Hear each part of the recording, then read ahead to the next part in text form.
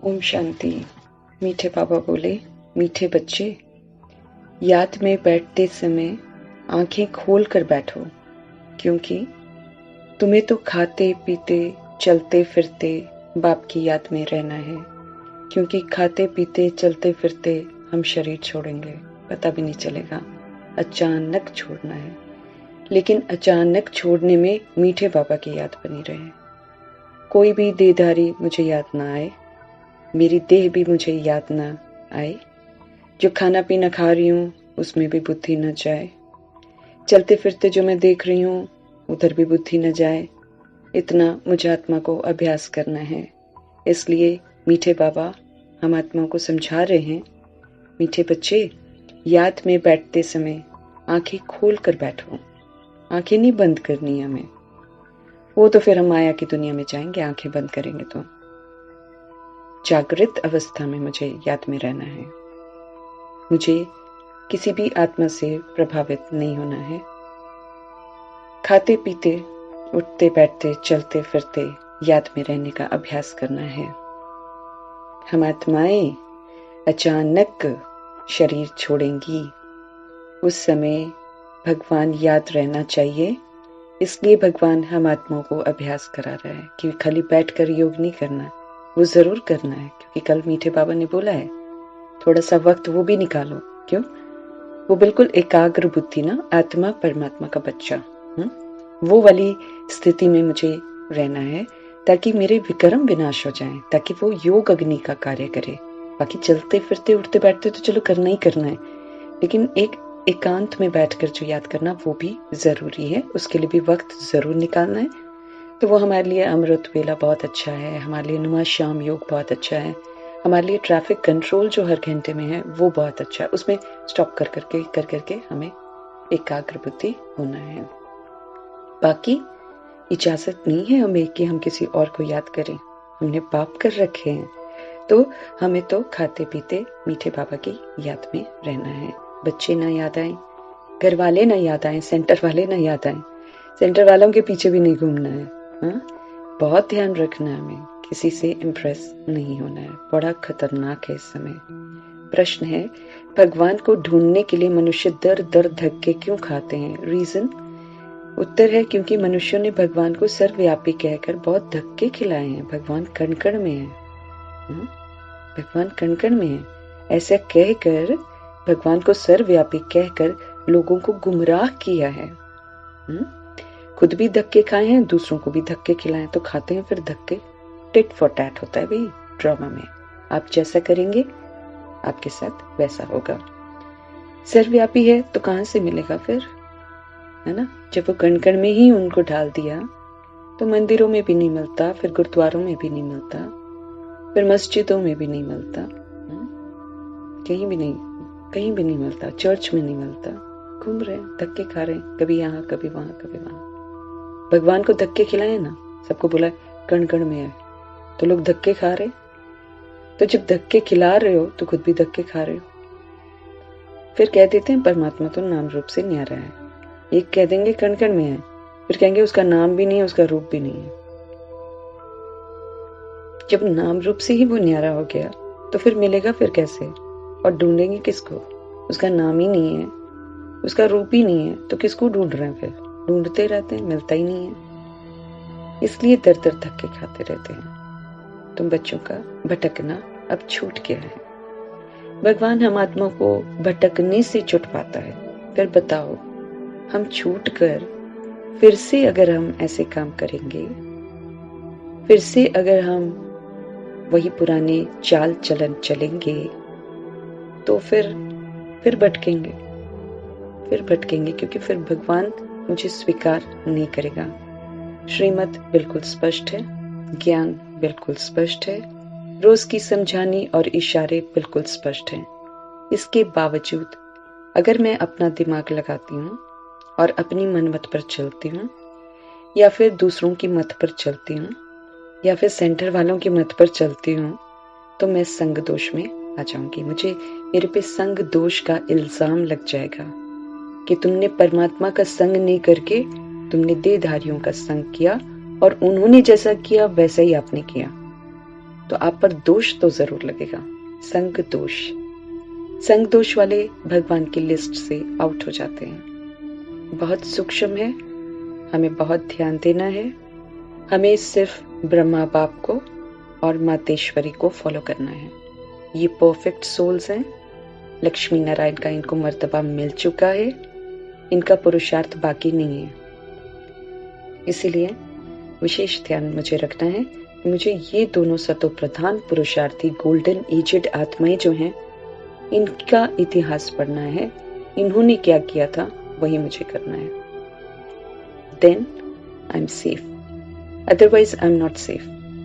फिर मन मत करेंगे, पर मत दूसरों को इम्प्रेस करने की कोशिश करेंगे, देहधारियों को खुश करने की कोशिश करेंगे, तो आप फिर भगवान की लिस्ट में नहीं हैं। आप फिर भटकेंगे, यहाँ भी भटकेंगे, वहां भी भटकेंगे। मीठा बाबा आपको स्वीकार नहीं करेगा। तुम निश्चय से कहते हो बाबा परम धाम से आए हुए हैं, तो मुझे तो उस सच्चे पवित्रता के सागर की बात सुननी है। उनकी सारी श्रीमत हमें मुरली में मिल रही है। कहीं इधर उधर मुझे तो I think I don't need to ask anyone also. मुझे तो खुद डिसाइड करना चाहिए। निर्णय शक्ति मुझे यूज करनी है, मुझे परखने की शक्ति यूज करनी है। परख कर डिसाइड करके फिर अगर हम पुरानी दुनिया में जा रहे हैं या दूसरों को खुश करने की कोशिश कर रहे हैं, अरे पहले भगवान को खुश कर लो। भगवान को खुश करोगे तो सारे खुश होंगे, राजी रहेंगे। आज नहीं हो रहे ना, कल को राजी हो जाएंगे। तो इसलिए मीठे बाबा को मुझे राजी करना है। हम बच्चों से इन ऑर्गन्स द्वारा बात कर रहे हैं। मीठा बाबा हम बच्चों से बात करता है, इन ऑर्गन से, ब्रह्मा बाप से। बाकी नाम रूप से न्यारी तो कोई चीज होती नहीं है। ऐसा कोई चीज नहीं है जिसका नाम भी ना हो और रूप भी ना हो और उसे भगवान कहा जाए, ऐसा तो नहीं है। हमारे मीठे बाबा का नाम सदा ही शिव है। शिव का मतलब सदा कल्याणकारी। उनका रूप ज्योति बिंदु है। उसको समझने के लिए हमें खुद को समझना है कि मैं एक आत्मा हूँ। जब मैं ही ज्योति बिंदु आत्मा हूँ, मैं ही बिना शरीर के कुछ कर नहीं पाती हूँ। इसी विधि से हमारे मीठा बाबा भी जो है वो शरीर के बिना हम आत्माओं के लेवल पर आकर हम आत्माओं को समझा नहीं सकता है, क्योंकि हम आत्माओं में वो क्षमता नहीं है कि हम पावर हाउस की सारी बातों को समझ सके। इसलिए उनको, हम तो शूद्र बन जाते हैं, इसलिए उनको बिल्कुल लो लेवल पर हमारे तक आना पड़ता है और फिर हम आत्माओं को हर बात समझानी पड़ती है। वी नीड टू अंडरस्टैंड कि मीठा बाबा जो है वो हम आत्माओं का रक्षक है। ओम शांति। मीठे मीठे बच्चे बाप की याद में बैठे हैं। अब हमें चेक करना है कि हम आत्माएं, जैसे कल का था ना दिनचर्या के बारे में, आई डोंट नो आप लोगों ने किया है कि नहीं किया है। दोपहर में हम फिर से रिवाइज करेंगे उसको। मीठे मीठे बच्चे बाप की याद में बैठे हैं, याद में रहकर मुझे मुरली सुननी है। गॉडली स्टूडेंट हूँ मैं, स्मृति से मुझे मुरली सुननी है। परम धाम से मुझे आत्मा को पढ़ाने आया है मेरा पिता परमेश्वर टीचर बनकर, मुझे स्मृति से मुरली सुननी है। मैं निराकार आत्मा, निराकार परमात्मा की बातें सुन रही हूँ, मुझे इस स्मृति से मुरली सुननी है। तो ये किसने कहा है और किसको कहा है? सभी आत्माओं के बाप ने अपने बच्चों आत्माओं से बोला है, बाप की याद में बैठे हो, क्योंकि जितना मैं आत्मा याद में बैठूंगी उतना मुझे कॉन्सेप्ट क्लियर होगा। Otherwise it will just be a reading Murli. No, हमको तो बहुत डीप में जाना है। बहुत डीप में जाना है। आत्माओं ने ऑर्गन से सुना कि बाबा ने क्या कहा। बाप ने कहा अपने बाप को याद करते हो। किसको याद करना है? मुझे मेरे बाप को याद करना है। मुझे उसी की सुननी है, क्योंकि वही मेरा सच्चा साथी है। बाप को याद करने के लिए क्या आंखें बंद करनी होती है? अब दुनिया में जो आपके शरीर के बाप होंगे उनको देखने के लिए क्या आप उनको याद करते हो तो क्या आंखें बंद करते हो? नहीं ना। बैठे बैठे आंखें खुली में स्वतः ही शरीर का पिता याद आ जाता है, जबकि वो तो मेरा अपना है भी नहीं, वो तो एक रोल है, फिर भी याद आ जाता है। इतना पक्का होता है। बच्चे जब बाप को याद करते हैं तो आंखें तो खुली हुई होती है ना, तो अब वो वाला जो याद है शरीर के बाप को जो हम याद करते हैं उसको मुझे ट्रांसफर करना है। I don't have to remember him now. मुझे नहीं याद करना है। क्यों? वो तो पतित है। पतित को क्या याद करेंगे? पतित को याद करेंगे तो पतित ही बन जाएंगे ना। तो पतित को मुझे याद नहीं करना है। उठते बैठते चलते फिरते बच्चों को निराकार बाप की याद में रहना। मैं निराकार आत्मा हूँ, मैं अशरीरी आत्मा हूँ, मैं विदेही आत्मा हूँ, मैं परम धाम निवासी आत्मा हूँ। मैं तो यहाँ की हूँ ही नहीं, तो फिर मुझे किसको याद करना है? जो मेरा असली पिता है, जो कभी भी नहीं बदलता, किसी भी जन्म में नहीं बदलता, वो सदैव मेरा पिता है।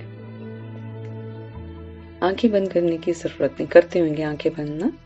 इसलिए मीठा बाबा आज ध्यान के द्वारा आंखें बंद नहीं करनी है, होश में याद करना है भगवान को। आत्मा जानती है कि मेरा बाप इन ऑर्गन से मेरे से बात करता है। परमधाम से आए हैं इस पतित पुरानी दुनिया को नई दुनिया बनाने। पतित बन गई है दुनिया और किसी में ताकत नहीं है ना पतित दुनिया में आकर, पतित राज्य में बैठकर आत्माओं को पावन बनाना और नई दुनिया स्थापन करना किसी की ताकत नहीं है। चाहे कितना बड़ा धर्म स्थापक हो, चाहे कितना बड़ा देहधारी गुरु हो जिसको हम गुरु मानकर बैठे हुए हैं, इनमें से कोई कुछ नहीं कर सकता है। तो अभी भी हमें देख लेना है मन बुद्धि से गुरुओं को निकाल दिया है कि नहीं, कि अभी भी लटक कर बैठे हुए हैं उनके साथ। ये बुद्धि में है, आंखें तो खुली हुई हैं। बाबा बात करते हैं क्योंकि जिस किसी को भी हम याद कर रहे हैं, जिस किसी को भी हमने यादगार रूप में अपने घर में रखा है, तस्वीरों के रूप में अपने घर में रखा है, वो आत्माएं मुझ आत्मा को एंड में पकड़ ही लेंगी। इसीलिए भगवान कहते मेरी मौजूदगी में सारा क्लियर कर लो। मेरी जब तक मैं पाठ में हूँ, जिसको तुमने छोड़ना छोड़ दो एकदम अच्छी तरह, नहीं तो फंस जाओगे बहुत बुरी तरह। क्योंकि भगवान से दगाबाजी करी ना, दोगले नहीं बनना है हमें, ड्यूअल नहीं बनना है। कलयुगी आत्माएं बहुत ड्यूअल है, आपके सामने कुछ और है, पीठ पीछे कुछ और है। ये फितरत है आत्माओं की। लेकिन भगवान से हम डुअलिटी नहीं कर सकते, बहुत बुरी तरह फंस जाएंगे। क्योंकि जिसको हम मान रहे हैं वो तो मरा पड़ा है, वो तो नहीं मिलने वाला, वो तो एक देह है, देह तो भूत है। और ऊपर से जो भगवान मुझे पढ़ा रहा है उनको मैं सुन ही नहीं रही हूँ। तो बताओ, भगवान तो छोड़ ही देगा, वो तो स्वीकार नहीं करेगा, क्योंकि वो तो बड़ा ऑनेस्ट है, बहुत ऑनेस्ट है वो। आपने ईमानदारी दिखाई तो बचाने के लिए जो करना होगा बचा लेगा, लेकिन आपने अगर दगाबाजी की है तो बिल्कुल मुख नहीं देखता है बाबा, देखता ही नहीं है, इतना डिटैच हो जाता है। तो बहुत ध्यान रखना है, हम भगवान से पढ़ रहे हैं, हम सत्यम शिवम सुंदरम से पढ़ रहे हैं। यहाँ किसी भी तरह का असत्य अलाउड नहीं है। तो हर बात को ध्यान से मुझे समझना है, परखना है, डिसाइड करना है और फिर वफादारी से भगवान संग पाठ बजाना है। बाबा बात करते हैं, तुम सुनते भी हो और याद में भी हो। कौन सुनाते हैं? परमपिता परमात्मा। निश्चय होना चाहिए, पता है, निश्चय नहीं है ना, फिदा नहीं होते हैं, इसीलिए पकड़ कर रखा है पुरानी बातों को। अगर हम निश्चय रख लें मीठे मीठे बाबा पर तो हम फिदा हो जाएं और फिर हम उन्हीं की सुने। 10 लोग खड़े होकर मुझे बोले या ये करो, वो नहीं करेंगे, हम वही करेंगे जो शिव बाबा कहते हैं। He is the only truth। अब तक इतना सत्य उनसे सुना है, उस सत्य को सुनने के बाद भी अगर मैं देहधारी और असत्य का साथ दूंगी, कौन पूछेगा? जन्म जन्म धोखा खाएंगे, जन्म जन्म। इनका नाम क्या है? जैसे तुम्हारे शरीर का नाम है वो तो बदलता रहता है। अब आज इस शरीर में मेरा ये नाम है, अगले जन्म में मैं जाऊंगी तो पता नहीं कौन से शरीर के मम्मी पापा बनेंगे और वो फिर अपने तरीके से मेरा नाम रखेंगे। फिर किसी और में जाऊंगे तो हमने तो जितने जन्म लिए होंगे, अगर हमने 84 जन्म लिए हैं ब्रह्मा बाप की तरह, तो क्योंकि 84वां जन्म भगवान से नाम मिलता है ना, तो उनको ब्रह्मा नाम मिला।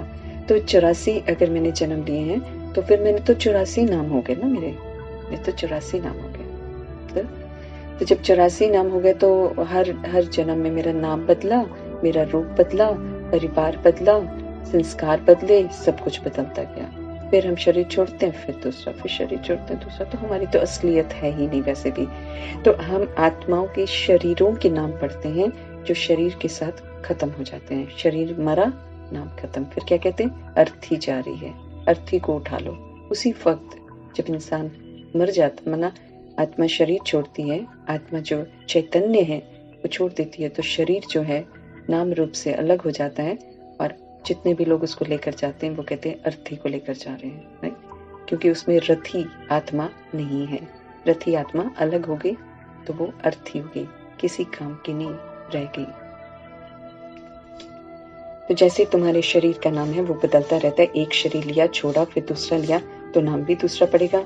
आत्मा का नाम बदलता नहीं, आत्मा सदा आत्मा है। लेकिन हम आत्माओं का कोई नाम नहीं है, आत्मा ही बोलते हैं। लेकिन शिव पिता परमात्मा जो परम सुप्रीम आत्मा है, उनकी आत्मा का नाम शिव है। उनके कर्तव्य के आधार से उनका नाम है और उनका कर्तव्य है सदैव कल्याणकारी। उनकी हर शिक्षा में मुझ आत्मा का कल्याण समाया हुआ है, वो मुझ आत्मा को गाइड कर रहा है। मुझे उनकी गाइडेंस पर चलना है, मुझे देहधारी की गाइडेंस पर नहीं चलना है, फिर चाहे वो सेंटर की दीदी हो, चाहे वो कोई भी हो। मुझे नहीं सुनना है, मुझे सिर्फ और सिर्फ शिव बाबा को सुनना है, और मुझे सिर्फ और सिर्फ ब्रह्मा माँ को और मातेश्वरी को सुनना है। ये दो आत्माएं बिल्कुल सच्ची परफेक्ट सोल्स हैं, और मुझे किसी को नहीं सुनना है। बाप कहते हैं, मैं भी आत्मा हूँ, तुम भी आत्मा हो, मैं परमधाम में रहने वाला परम आत्मा हूँ, इसलिए मुझे सुप्रीम आत्मा कहते हैं, क्योंकि वो हमारी तरह जन्म मरण के चक्र में आते ही नहीं है, वो कभी गंदे होते ही नहीं है, वो सदैव भी अच्छे रहते हैं। सुप्रीम ऊंचे ते ऊंच को कहा जाता है। ऊंच आत्माएं भी हैं तो नीच आत्माएं भी हैं, इस समय मौजूद हैं सृष्टि रूपी ड्रामा में, इस समय मौजूद हैं ब्राह्मण परिवार में। सबको तो ब्राह्मण नहीं बोलेंगे, क्योंकि जो त्रेता युग में आते हैं वो ब्राह्मण नहीं बनते हैं, वो ब्राह्मण बनते ही नहीं है, इसलिए वो क्षत्रिय कहलाते हैं। वो युद्ध करते हैं, और उसमें भी क्षत्रिय क्या, क्षत्रिय तो घराना होता है ना, वो 16,000 आत्माओं का घराना होगा जो क्षत्रिय होगा। बाकी तो प्रजा होगी, दास दासी, ये अटरम शटरम नीचे की मर्तबे होंगे, तो वो ओहदे नहीं होते हैं। वो तो सिर्फ 16,000 जो आत्माएं होंगी वो राजाई, उस समय का राजाई घराना कहलाता होगा। लेकिन उस राजाई घराने को भी मीठे बाबा ने देवता नाम नहीं दिया, उनको क्षत्रिय नाम दिया है, क्योंकि भगवान की श्रीमत पर चलने के लिए भी उन्होंने खुद से बहुत सारा युद्ध किया है। तो जो भगवान की श्रीमत पर चलने का युद्ध करते हैं वो फिर देवता नहीं कहलाते हैं, वो सचखंड में नहीं आते हैं। तो यहाँ पर इस समय भगवान के बच्चे भगवान की मुरली पढ़ते हुए ऊंच भी हैं तो नीच भी हैं। नीच आत्माएं वो होती हैं जो भगवान की श्रीमत के विपरीत चल रही हैं। भगवान कह रहा है ये नहीं करो, वो नहीं करो, वो कर रही हैं। भगवान कह रहे हैं सात्विक खाओ, वो तामसिक खा रही हैं।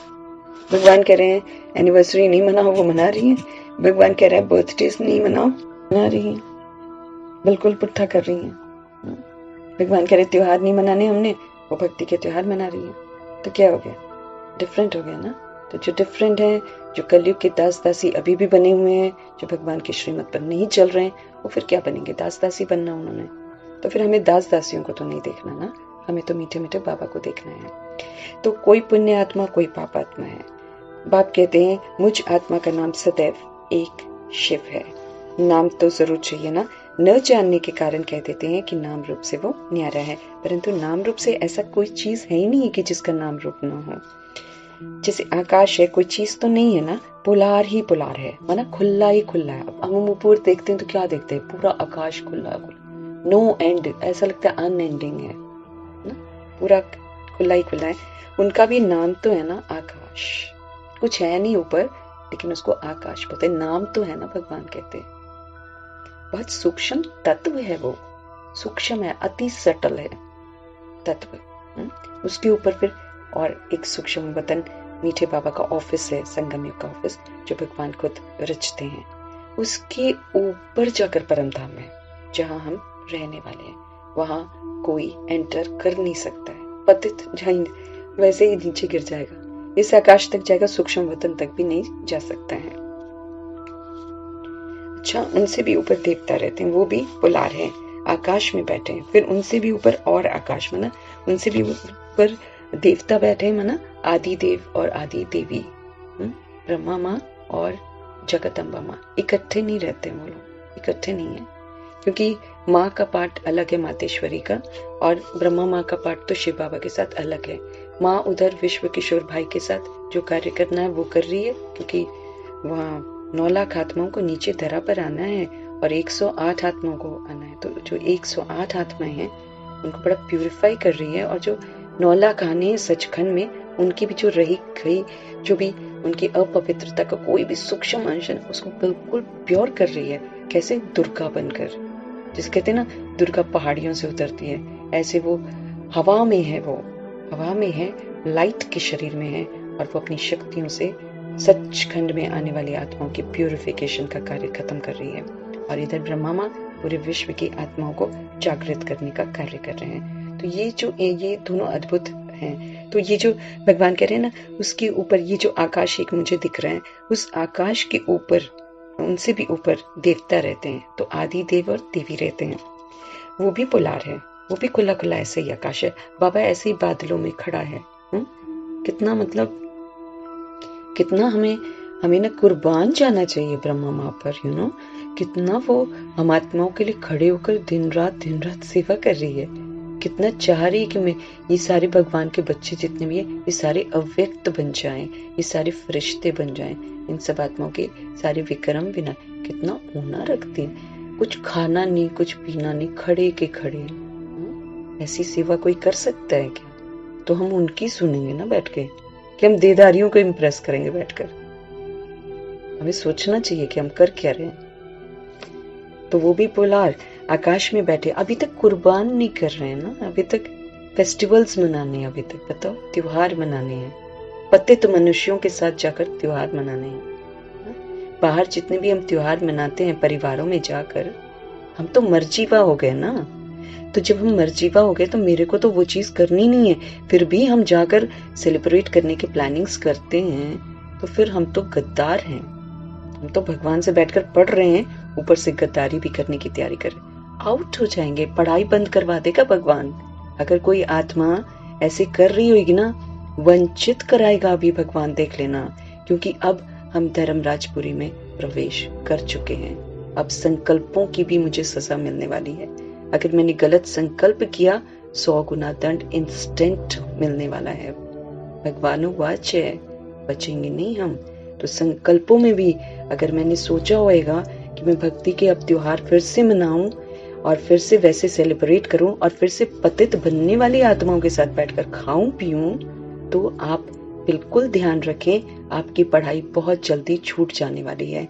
भगवान आपको नसीब ही नहीं करवाएगा ये महावाक्य। तो बहुत ऑनेस्ट रहना है। अंतिम समय पर हमने प्रवेश किया हुआ है, इसलिए अब साथ साथ सजा है। इधर आओ आउट, इधर आओ आउट, है ना। अगर आप ज्ञान में नहीं चल रहे हैं, अगर आप श्रीमत का पालन नहीं कर रहे हैं, आप आउट हो जाएंगे, वंचित हो जाएंगे, पढ़ ही नहीं पाएंगे, पढ़ाई छूट जाएगी। तो सोच लीजिए, आपको भगवान चाहिए कि आपको देहधारी के, आपके रिश्तों के, आपके त्योहारों के। तो ये चालाकी और ये शैतानियत अब नहीं आनी चाहिए, क्योंकि ये देह भान की शैतानियत है। तो देह भान की शैतानियत ईश्वरीय मार्ग पर बिल्कुल अलाउड नहीं है। भगवान बहुत सच्चा है, और अब वो धर्मराज का जब रूप लेगा ना, तो वो एक भी बात किसी की सुनने वाला नहीं है। इधर साइड छांटेगा, अभी बड़ी छटाई होनी है, आप अपनी आंखों से देख सकेंगे। तो आकाश में बैठे हैं, फिर उनसे भी ऊपर और आकाश, उसमें भी आत्माओं के बैठने की जगह है, वो भी आकाश है, परम धाम। हम आत्माएं वहां जाकर बैठेंगी, जिसको ब्रह्म तत्व कहते हैं, और उस ब्रह्म तत्व को कहते हैं कि भगवान है, ऐसा बोलते हैं। ये 3 तत्व हैं, एक स्थूल है, एक सूक्ष्म है, एक मूल है। स्थूल, जहां हम सब 5 तत्वों का शरीर लेकर पार पे चढ़े, यहाँ पर ये स्थूल तत्व है। एक इसके ऊपर सूक्ष्म तत्व है, जहां ब्रह्मा और सरस्वती, मतलब ब्रह्मा और मातेश्वरी हैं, दैट इज सूक्ष्म। वो भगवान का ऑफिशियल जगह है, जहां पर ऑफिस की तरह कार्य होता है ना, वैसे ऑफिस की तरह कार्य होता है। और वहीं बैठेगी ट्रिब्यूनल एंड में हम आत्माओं के लिए, कि तुम्हें समझाया गया था और तुमने कहां कहां श्रीमत की अवज्ञा करी है, वो दिखाया जाएगा। फिर है मूल इज माई ओरिजिनल घर, ओरिजिनल है ना, मूल वतन, परम धाम। वो मेरा ओरिजिनल घर है, जहां मैं अपने ओरिजिनल सतोगुणी स्वरूप में, निराकारी स्वरूप में, शांत स्वरूप में रहती हूँ। आत्माएं तो जरूर पोलार में रहेंगी ना, खुली जगह है। तो 3 आकाश हो गए। इस आकाश में खेल होता है, ये जो नीचे वाला, अभी जो हम आकाश ऊपर देखते हैं ना, तो इसमें खेल होता है। अभी तो हम आकाश में हम घूमते फिरते नहीं, हमको नीचे ही गाड़ी वाड़ी एंड ऑल दैट हम यूज कर रहे हैं, साइकिल वाइकिल एंड एनीथिंग, हम धरा पर चलते हैं, है ना। लेकिन हम सतयुग में धरा पर नहीं चलेंगे। हम उस समय जितना भी आवागमन होगा, जो हमारा आना जाना होएगा, वो पुष्पक विमान से होएगा, और वो आकाश में ही होगा, मतलब वो हमारा इधर उधर घूमने का मार्ग होगा। तो जरूर रोशनी चाहिए, भगवान कहते हैं। मूल वतन में खेल नहीं होता, वहां पर हमारे पास बॉडी नहीं है तो हम खेलते नहीं वहां पर। उसको ब्रह्म तत्व कहते हैं, वहां आत्माएं निवास करती हैं। वो है ऊंचते ऊंच 3 लोक, अर्थात 3 मंजिल है ना दुनिया की। ऐसे नहीं सागर के नीचे कोई लोक है। लोग तो पता नहीं क्या क्या कहानी बना देते, पाताल लोक है और पता नहीं कौन सा लोक है। नहीं, मीठा बाबा आकर सारा सत्य बताते हैं, क्योंकि वो ड्रामा को जानते हैं। वो ड्रामा में आकर जन्म मरण के चक्र में नहीं आते, उनके सामने ड्रामा बिल्कुल स्पष्ट है। जो आत्माएं जन्म मरण में आती हैं वो क्या बनेगी हमारे गुरु, तो वो क्या रास्ता दिखाएंगे हमें। तो हमें बहुत अच्छी तरह समझ लेना चाहिए और अपने आप को डिस्कार्ड करना चाहिए उन सारी चीजों से जो मुझे बांध कर रखती हैं। ये बंधन है जिसको मुझे रिलीज करना है। पानी के नीचे फिर भी धरती है, जिस पर पानी ठहरता है, तो ये है 3 लोग। पानी ठहरता है माना उसके नीचे भी मीठे बाबा कहते धरा है। साइलेंस, मूवी और टॉकी।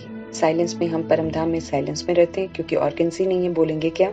मूवी, जब हम सूक्ष्म वतन में है तो ब्रह्मा माँ बात नहीं करती है, मातेश्वरी बात नहीं करती है, इशारों से वहां पर बातें होती हैं। मना बहुत सटल इशारा करते हैं, बहुत सूक्ष्म, बहुत ज्यादा करने की जरूरत भी नहीं है। उनके आंखों का हाव भाव और उनके एक्सप्रेशंस जो हैं वो हर बात को स्पष्ट करते हैं। संदेशियां जो जाती हैं, देखते हो ना, कोई क्या जितना कैच कर पाती है अपने अपने तरीके से वो बताती हैं।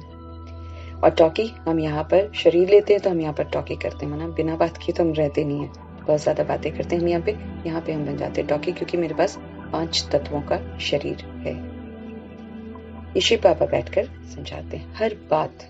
मेरा शिव बाबा समझाता है तो शिव बाबा से प्यार करना है मुझे। इतना मीठा, इतना प्यारा सा बाबा है, मुझे कितना बचा रहा है हर एक चीज से। मैं बैठ के देहधारियों की क्यों सुनूंगी, मैं बिल्कुल नहीं सुनूंगी। मैं क्या शिव बाबा को आंखें बंद करके याद करना? नो, बिल्कुल खुली आंखों से, जागृत अवस्था से मुझे उस परम पिता परमात्मा को, उस प्यारे से दोस्त को, प्यारे से साजन को, प्यारे से हर संबंध में उनको देखकर मुझे उनको याद करना। He is the only one who is true। तो उन्हीं का साथ मुझे करना है। दूसरे लोग आंखें बंद क्यों करते हैं? क्योंकि आंखें धोखा देती हैं। वो सोचते हैं इधर उधर आंखें खोल कर रखूंगी तो इधर ध्यान जाएगा, उधर ध्यान जाएगा। नहीं, हमें शक्तिशाली बनना है। मेरे सामने 10 लोग खड़े हों, मुझे मीठा बाबा ही याद आए। इतनी पावरफुल स्थिति बनानी है। तो लाखों करोड़ों है ना, इतने होलसेल में मौतें होने वाली है मेरी आंखों के सामने में, तो मैं तो विचलित ही होती रह जाऊंगी सबको देखते देखते ना। आंखें खोल के स्मृति मीठे बाबा की रहे। 100 मर रहे हैं, 200 मर रहे हैं, फर्क ना पड़े। मैं आत्मा मीठे बाबा की याद में रहकर उन आत्माओं को जो शरीरों में विराजमान है, उन शरीर में जो आत्मा उनको मुझे वो देना है, पावरफुल जो भी मीठे बाबा की याद के वाइब्स देने हैं। मीठे बाबा की जो याद है वो उन आत्माओं को सुकून देगी, क्योंकि पाप कर रखे ना, भगवान की सुन ही नहीं रहे, इसलिए उनका बुरा हाल हो रहा है। तो बुरा हाल तो होगा अगर आप कहना नहीं मानते हैं तो। मनुष्य खुद कहते थे परमात्मा नाम रूप से न्यारा है, फिर कहते पत्थर पित्तर सब में है। 24 अवतार, अच्छा 24, 36 मैंने बोला था शायद एक बार ना, नहीं 36 नहीं है। मीठे बाबा कहते 24 अवतार लिखे हुए हैं शास्त्रों में।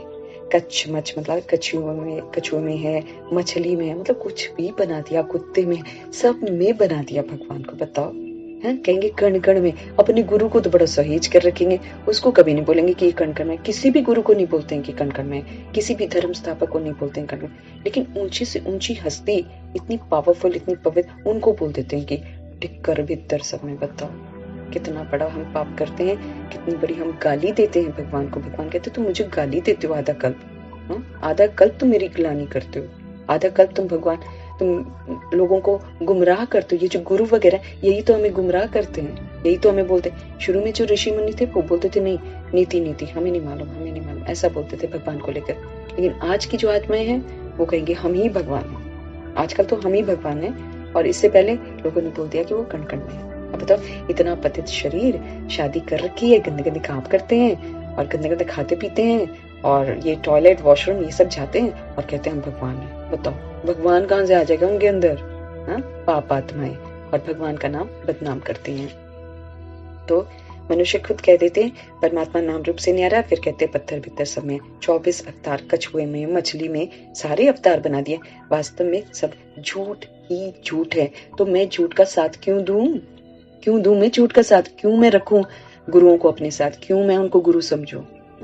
गद्दारी नहीं करनी है भगवान से, बिल्कुल सच्चे हो जाना है।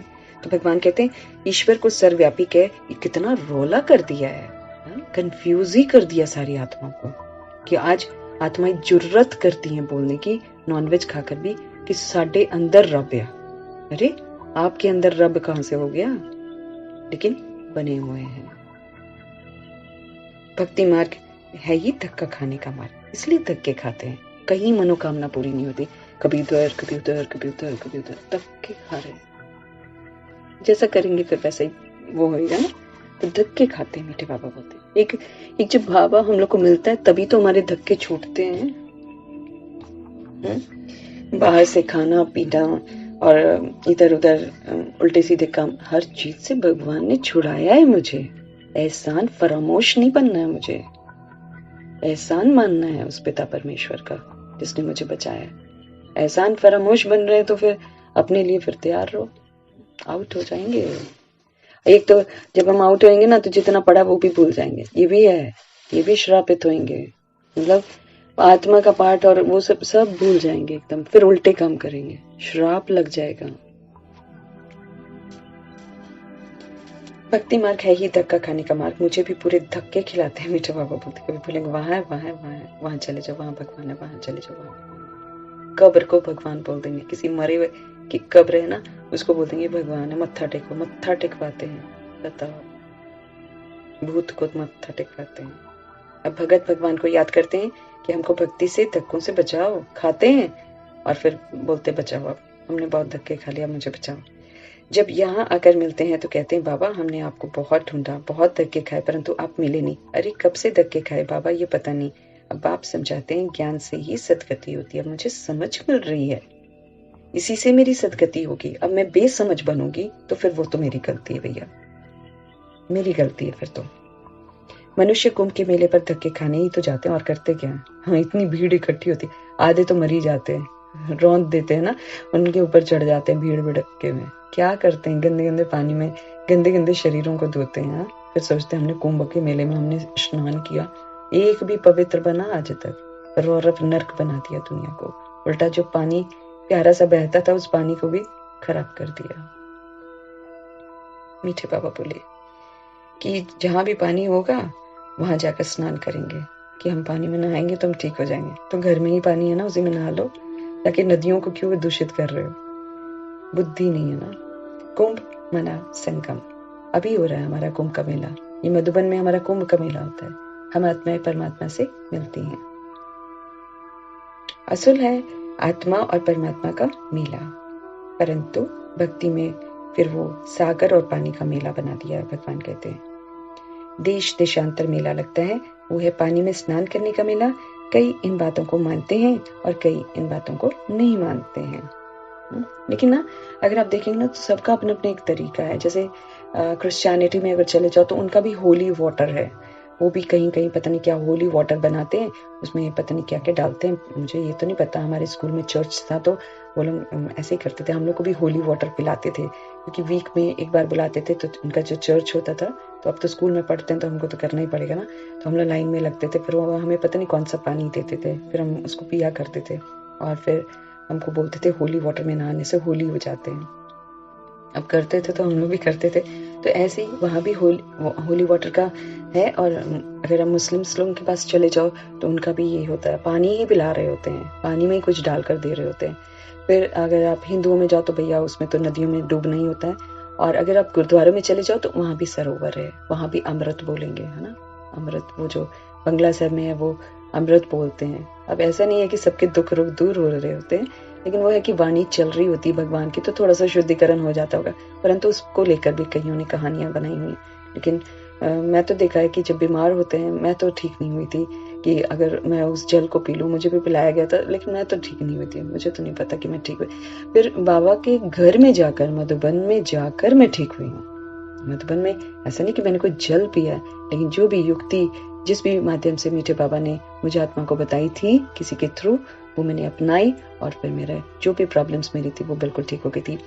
लेकिन वो है कि कायदे से अगर आप चलेंगे तो मीठे बाबा जो हैं वो हमें सही राह दिखाते हैं। बाकी ये जो हम पानियों वानियों के चक्कर में हम पड़ते हैं, नहाने धोने के चक्कर में, उससे कोई भी आत्मा पावन नहीं बनती है। वो सिर्फ एक गलत फहमी है, एक गुमराह करने का तरीका है भक्ति मार्ग में, जिससे मुझे अब जो है संभल कर रहना है।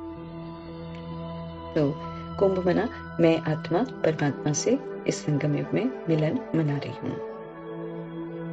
असूल है आत्मा और परमात्मा का मेला, परंतु भक्ति में फिर वो सागर और पानी का मेला बना दिया है। देश देशांतर मेला लगता है, वो है पानी में स्नान करने का मेला।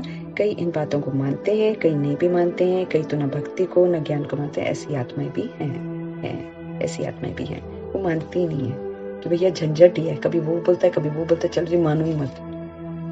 बस मनुष्य पैदा होता है फिर मरता है, नेचर ही है, अनेक मतें हैं। मनुष्य मत तो अनेक है, जितने मनुष्य उतनी मतें, अपनी अपनी कहानी सुनाते हैं। इसलिए भगवान कहते हैं उन अनेक मतों को छोड़कर अब एक श्रीमत पर चलो। अपना अपने कायदे से लोग बताएंगे हर एक बात को, लेकिन भगवान का ज्ञान बहुत स्पष्ट है। इसलिए अगर इसको मोल्ड करके कोई दूसरी तीसरी बातें बताता है तो भाई हमें फिर भगवान ने परखने की शक्ति क्यों दी है?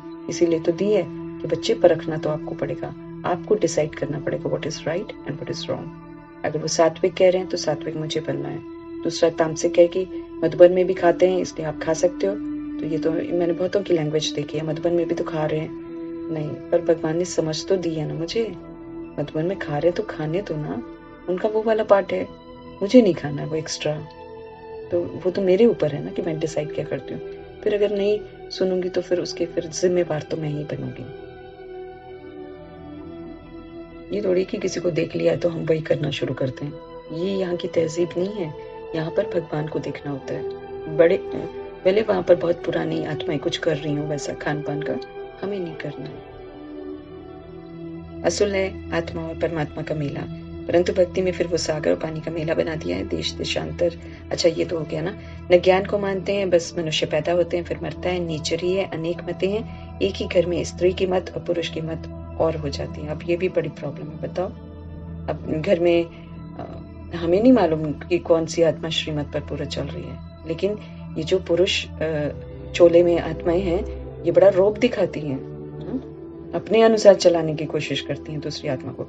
हो सकता है वो दूसरी आत्मा ज्यादा सच्ची हो, वो ज्यादा भगवान के राहों पर चल रही हो, लेकिन पुरुष वाला बोलेगा नहीं नहीं नहीं। क्यों? क्योंकि वो कहीं ना कहीं किसी न किसी दीदी से इम्प्रेस हुआ होगा और घर पर आकर बोलेगा नहीं उनका मन रखना है इसलिए चलो यही करो वो करो। तो भाई ऐसे नहीं करना प्लीज, क्योंकि हमें श्रीमत पर चलना है, हमें किसी आत्मा को बांधना नहीं है। अगर कोई आत्मा सीधे रास्ते पर चल रही है उसको नहीं मनना, हम जबरदस्ती उसको बोले कि नहीं आपको करना है, तो ये तो फिर हम अगेन पाप कर्म कर रहे हैं। तो ये काम भी हमें नहीं करना, क्योंकि इस समय हर आत्मा अपना डिसीजन लेती है। इस समय हर आत्मा को मालूम है उसको क्या टच कर रहा है, उसको क्यों मन नहीं कर रहा है, उसका क्या प्रॉब्लम है, वो आप नहीं जानते हैं। हो सकता है वो सही मार्ग पर चल रही हो, आप क्यों गुनाह कर रहे हो? आपको जो ठीक लगता है आप करो, दूसरे को जो ठीक लगता है उसको तो करने दो। जबरदस्ती किसी के साथ नहीं करो, नहीं तो आप फिर पाप के भागीदार बन जाएंगे। फिर वही होगा जैसे लोग कहते हैं ना सर्वव्यापी है भगवान, आप इसको मानो आप उसको मानो आप उसको करो, है वो वाली चीज हो जाएगी। नहीं, अगर आप इनर कॉन्शियसनेस, आपका इनर अंतर आत्मा आपको नहीं अलाउ कर रही है तो वो एक सूक्ष्म इशारा जरूर होगा, क्योंकि जब आपको दूसरी जगह से नेगेटिव वाइब्स आते हैं ना, तभी इधर से भी वो मन जो है ना वो मिलता नहीं है। अगर वो भगवान की राहों पर चल रहा होगा ना वो मिलेगा ही नहीं। अगर उधर से चालाकी के वाइब्स आ रहे होंगे, अगर कोई षड्यंत्र के वाइब्स आ रहे होंगे, तो अगर आप मीठे बाबा के रास्ते पर चल रहे होंगे, अगर आपको मीठा बाबा अच्छा लग रहा होगा, उनकी बातें अच्छी लग रही होंगी, तो फिर आप मैच नहीं करेगा आपका वाइब्स। तो जब जैसे होता है ना, मैंने एक जगह पढ़ा था बाबा के, उसमें ही पढ़ा था कि अगर आपको इर्द गिर्द लगता है ना कि कोई भय आ रहा है, जैसे यहाँ से कोई डर है, या कभी कभी लगता है कि यहाँ पर कोई खड़ा है वहां पर कोई खड़ा है, तो खड़ा होता है, वहां पे आत्मा खड़ी होती है, कोई ना कोई नेगेटिव जो मुझे डरा रही होती है। तो उसको लाइटली नहीं लेना होता है, समझना होता है, इमीडिएटली शुभ भावना शुभकामना देकर उसको छुड़ाना होता है। इसी तरीके से जो स्थूल रीति में मुझ आत्मा का आप आत्मा के लिए जो वाइब्स चल रहा होगा ना, वो आप तक पहुंचता है। अगर आप सही राह पर चल रहे हो तो आप, अगर मेरा नेगेटिव होएगा तो आपको अच्छा नहीं लगेगा मेरा साथ, और अगर आपको, अगर हम श्रीमत पर चल रहे हैं तो फिर वो अपील करेगा। तो इस तरीके से ना हम आत्माओं का आपस में खेल चल रहा है। कोई आत्मा परख पा रही है, कोई आत्मा नहीं परख पा रही है।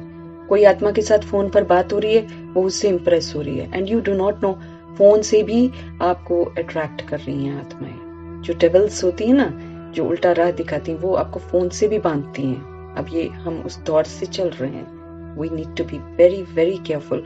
तो हम जो ये स्त्री का मत और पुरुष का मत घर पर चलता है ना, प्लीज उसमें श्रीमत को घुसा दो बस। श्रीमत क्या कहती है? श्रीमत मुझे कहती है कि मुझे दूसरे के मैटर में इंटरफेयर नहीं करना है। श्रीमत मुझे कहती है मुझे दूसरे को फोर्स नहीं करना है। श्रीमत मुझे कह रही है कि मुझे वकालत नहीं करनी है। श्रीमत मुझे कह रही है कि मुझे जज नहीं करना है। तो श्रीमत कहती है हर आत्मा को स्वतंत्र छोड़ना है, सही रास्ता दिखाना है, सही राय देनी है और फिर खत्म। तो सही राह तो हमें रोज रोज रोज रोज मुरली से मिल रही है। मीठे बाबा कहते हैं मुझे याद करो, और भगवान को हम जितना याद करेंगे उतना परखने की शक्ति आ जाएगी, उतना हम अलर्ट रहेंगे, अटेंटिव रहेंगे और सही मार्ग पर चलेंगे। ठीक है? ओके, 2 मिनट रुकना।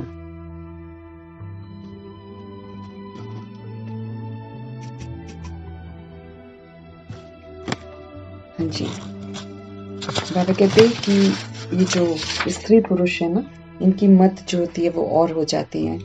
एक पवित्रता को मानते हैं तो दूसरा नहीं मानेगा। ऐसा भी होता है ना कई घरों में, तो यूकेल अगर नहीं चलता है तो बड़ी प्रॉब्लम है भाई। फिर वो बोलेगा आप पवित्र बनना है और फिर एक आत्मा बोलेगी मुझे पवित्र रहना है। तो अभी तुमको श्रीमत मिल रही है, गाया भी हुआ है श्रीमत भगवानुवाच। उनकी मत से ही मनुष्य से देवता हम बन जाते हैं। देवता धर्म अभी तो है नहीं, निशानियां चित्र हैं जिससे सिद्ध है कि आदि सनातन देवी देवता धर्म था और वो राज्य करके गए हैं।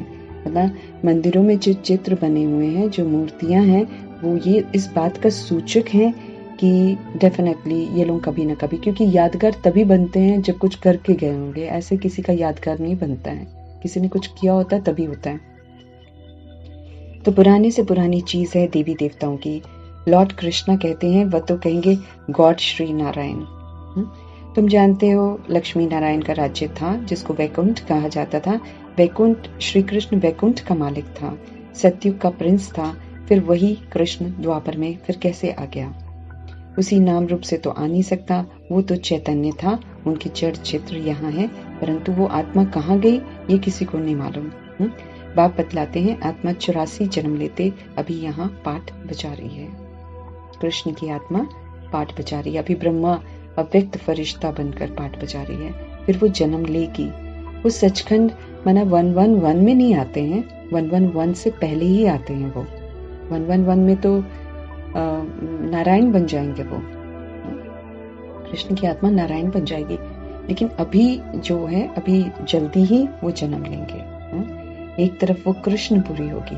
उसको सतयुग इसलिए बोलते हैं क्योंकि वो सच्चे होते हैं, वो आत्म अभिमानी होते हैं। जब हम आत्म अभिमानी होते हैं तो हम सच्चे होते हैं, जब हम देह अभिमानी होते हैं तो हम झूठे होते हैं। तो वो अभी ही जन्म लेंगे और जल्दी ही लेंगे। वो एक तरफ वो जन्म लेंगे तो एक तरफ धर्मराजपुरी, मतलब जो खुलेआम शुरू होगी वो शुरू हो जाएगी। ये कोई नहीं जानते, मीठे बाबा कहते। बाप बतलाते हैं आत्मा 84 जन्म लेते, अब यहाँ पाठ बजा रही है। भिन्न भिन्न नाम रूप देश काल का पाठ बजाती आई है। अब कृष्ण की आत्मा हर जन्म में तो कृष्ण ही होती, वो भी उनका बचपन का नाम है कृष्ण, बड़े का नहीं है।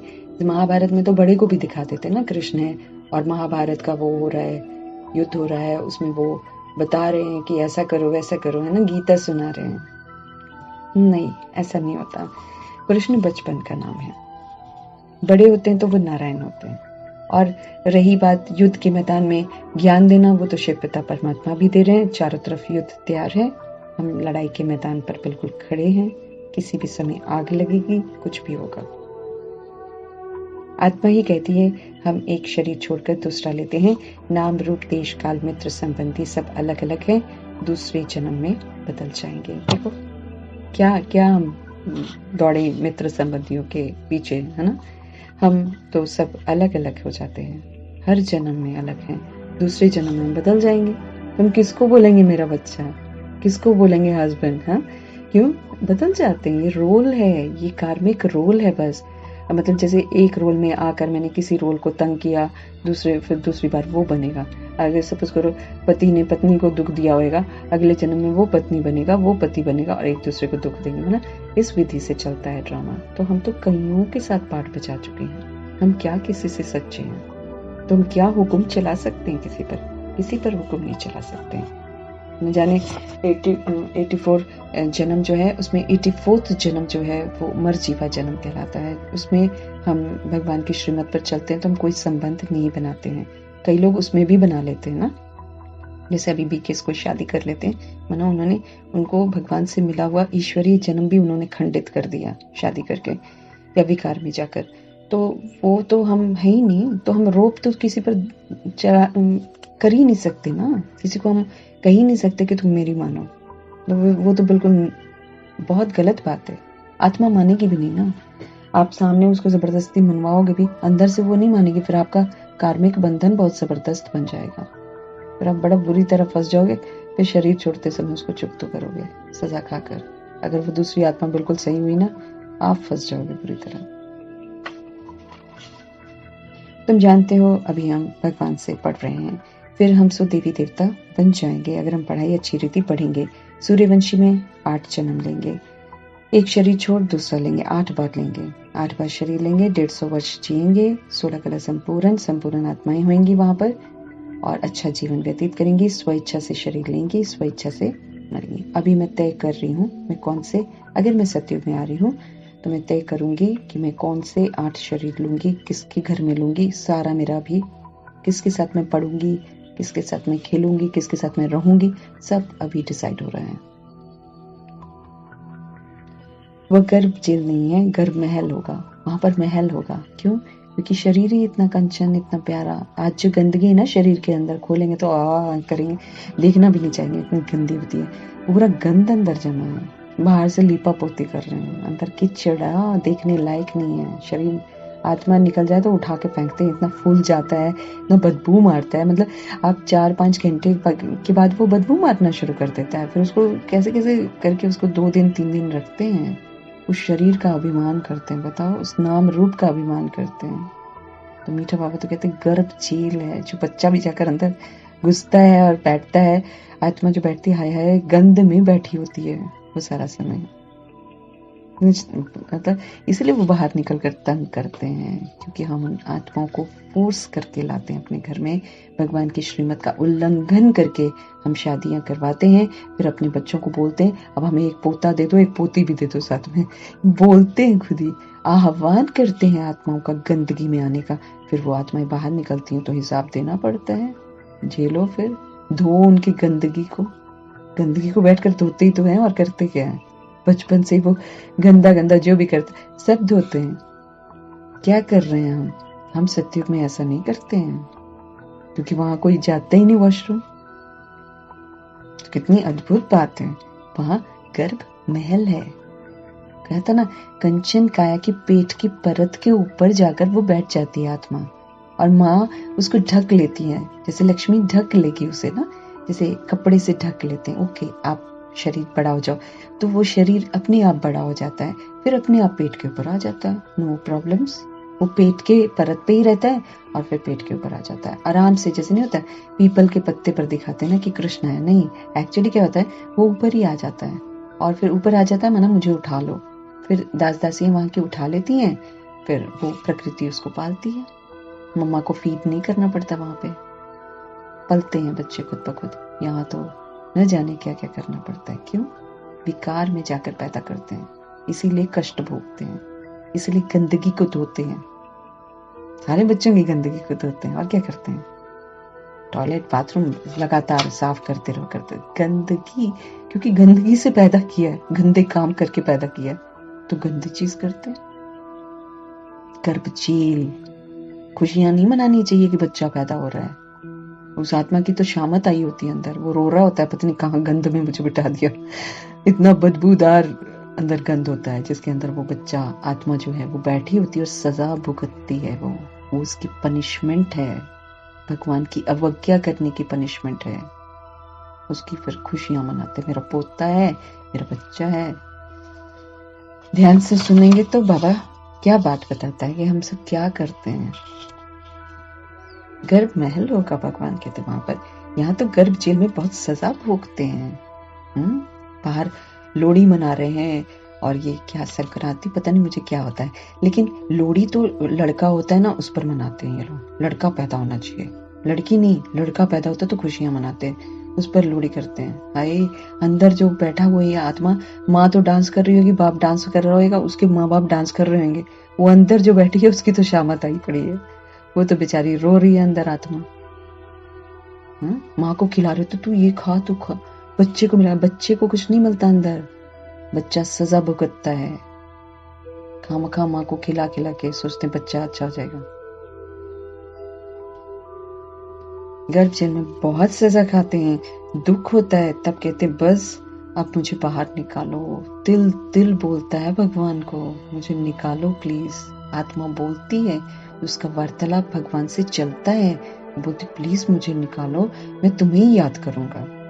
लेकिन जगदीश भाई जैसे कहते, जब पैदा होता है तो वहाँ वहाँ करता है, तो वहाँ मतलब वहां की वहां रही भगवान, अब तो मैं चला इस दुनिया में, फिर से मस्ती मारूंगा। फिर हो जाता वही, घर के माँ बाप बार बार उसको बोलते तू मेरा बच्चा, तू मेरा बच्चा, बस हो गया, पड़ गया मोह माया के बंधन में फिर से। भगवान भूल गया, जो सजा मिल रही थी तो भगवान से गद्दारी करते हैं हम, 63 जन्म झूठ बोलते हैं भगवान से। इसलिए जब अभी भगवान आता है ना, कहता मुझे याद करो बस, और किसी को याद मत करो। क्यों बोलता है? अब नहीं सुनेगा कि मैं बैठकर उसको भी याद करूं, उसको भी याद करूं, अब नहीं सुनेगा। अब वो कहता है सिर्फ मुझे याद करो बस, तो तुम्हारे विक्रम विनाश होंगे, नहीं तो नहीं होंगे। हम फिर सजा खाएंगे। धर्मराजपुरी खड़ा है, ट्रिब्यूनल खड़ी है हमारे लिए, अगर हम अवज्ञा कर रहे हैं तो। इसलिए जितनों की शादियां करवाई होंगी, जितनों को पतित बनाया होगा, भैया आप तो जिम्मेवार हैं, आपको भुगतना तो पड़ेगा। अज्ञानता में किया वो अलग बात है, लेकिन जो समझ मिलने के बाद हम करते हैं ना, उसमें हम बहुत बड़े गुनाहगार हैं। अगर जैसे कई लोग बोलते थे कि हम ज्ञान में चल रहे थे लेकिन हमको तो समझ नहीं थी। हालांकि भगवान की श्रीमत और मुरली इतनी स्पष्ट है कि हम इस बात को बिल्कुल नहीं कह सकते कि मुझे समझ नहीं थी, क्योंकि बाबा मुरलियों में बहुत बार बोल देता है, बच्चे विकारी हथियाला अब नहीं बांधना, बच्चों को बचाना।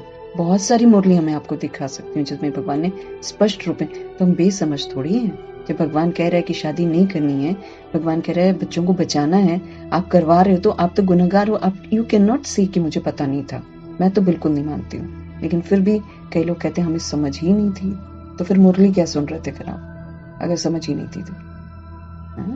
मैं तो शुरू में आकर मैंने जब मैं ज्ञान में भी उतना समझ में ही नहीं आया था मुझे, तो भी दीदी ने मुझे बोला था आप पूछो, आप कोई भी प्रश्न पूछो, देखो भगवान बात करता है। मैंने कहा अच्छा। तो उन दिनों सब कह रहे थे कि हाँ जैसे लड़का होता है लड़की भी होनी चाहिए, चलो जी आपको और बच्चा करना चाहिए, ऐसे जैसे कहते हैं दुनिया वाले लोग, है ना। तो वैसे ही तुषार छोटा, जैसे किसी ने मुझे बोला, अब मैंने बोला मुझे तो मन नहीं है, चलो मैं बाबा से पूछती हूँ। तो देखती हूँ ये दीदी तो बोल रही है कि भगवान जवाब देता है, चलो देखते हैं। मैंने यूं ही पूछा, मैंने बोला गॉड क्या मुझे करना चाहिए ऐसा, मैंने ऐसे ही पूछा। मैं तो अभी ब्रह्मा माँ को भी नहीं जानती थी, मैं शिव बाबा को भी अच्छी तरह नहीं जानती थी। मैंने सिर्फ 7 दिन का कोर्स किया था, लेकिन 7 दिन के कोर्स के तुरंत बाद मैंने भगवान से पूछा था। अगले दिन मुरली में एकदम स्पष्ट लाइन, बच्चे और बच्चे पैदा नहीं करना, नहीं तो तुम्हें रोना पड़ेगा। This is the line I always remember, always. और मैं उनको जानती भी नहीं थी, मैंने जस्ट अबाउट टर्न ले लिया, जस्ट अबाउट टर्न। नहीं करना है मना, नहीं करना है, ओके। आज जो मैं उसके बाद जो बाबा का ज्ञान 12 साल से ले रही हूँ, 12 साल के ज्ञान के बाद आज मैं अनुभव कर सकती हूँ कि मैंने वो भगवान वो आज सुना था, तो मैं आज खुश हूँ। वाकई में रोती, वाकई में रोती। जिन अवस्थाओं से हम गुजरे हैं, मैं तो बहुत रोती। हम अपने बाल नोच रहे होते, एक नहीं हम संभाल पा रहे, बाल नोच रही होती मैं सच्ची अपना। भगवान वो आज मैंने सुना, एंड बिल्कुल ऐसे समय पर सुना जब मैं बिल्कुल नहीं जानती थी ज्ञान को अच्छी तरह। 7 दिन का कोर्स ही तो किया था मैंने, लेकिन मैंने ये लाइन को ही पकड़ लिया। मैंने बोला this is what he said ना, मुझे आंसर मिला ना, I don't have to do all this now.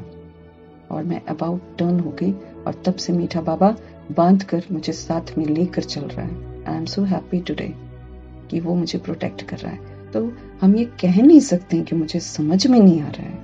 भगवान तो बहुत सीधा साधा और बहुत स्पष्ट करता है। इसलिए ये भी गुनाह है अगर मैं कहती हूँ कि हम चल रहे थे, हम सुन रहे थे और हमें समझ में नहीं आया। बताओ, ये तो पता नहीं, अब वो तो धर्मराज ही बताएगा कि कितना समझे थे और कितना नहीं समझे थे। लेकिन भगवान बहुत स्पष्ट है, भगवान की लैंग्वेज कॉम्प्लिकेटेड नहीं है।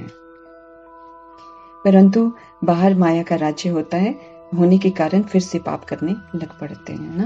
अंदर कहेंगे हम पाप नहीं करेंगे, हमें बचा लो, हमें निकाल दो गर्भ जेल से, गंदगी से, और फिर बाहर निकल के भगवान कहते हैं फिर से रावण राज्य में आकर फिर रावण के बन जाते हैं, क्योंकि जिनके घर में पैदा होते वही उनको अपने मोह माया में बांध लेते, तू मेरा है, तू मेरा है, तू मेरा है। बस वो फीड हो जाता है, बचपन से ही फीड करेंगे, तू मेरा है, तू मेरा है, तो वो समझिएगा नहीं ना, चलो जी यही मेरा है, फिर वो ओरिजिनल माँ बाप को भूल जाते हैं। इसलिए हमारे घर में अगर छोटे बच्चे हैं तो हम उन्हें जरूर समझाएं कि परम पिता परमात्मा हमारा है। बाकी हम अपने लेबल्स जो दादा दादी और मम्मी पापा है इससे तो छुड़वाना चाहिए। अगर अभी भी वही कर रहे हैं तो फिर भैया बुरी तरह फंसेंगे, क्योंकि एंड में आपको भगवान याद नहीं आएगा, और जिसको भगवान याद नहीं आएगा वो पक्का फेल हो जाएगा। फेल होगा तो फिर वही बनेंगे दास दासी। वहां गढ़ महल में आराम से रहते हैं, सत्युग में कोई दिक्कत नहीं है, कोई दिक्कत नहीं है, बिल्कुल आराम से। तो बाप कहते हैं सब वेद शास्त्र आदि का सार मैं तुमको ही तो समझाता हूँ। अच्छा बाबा कुंभ के मेले पर समझाते हैं, बहुत स्नान करने जाएंगे, बहुत भीड़ होगी।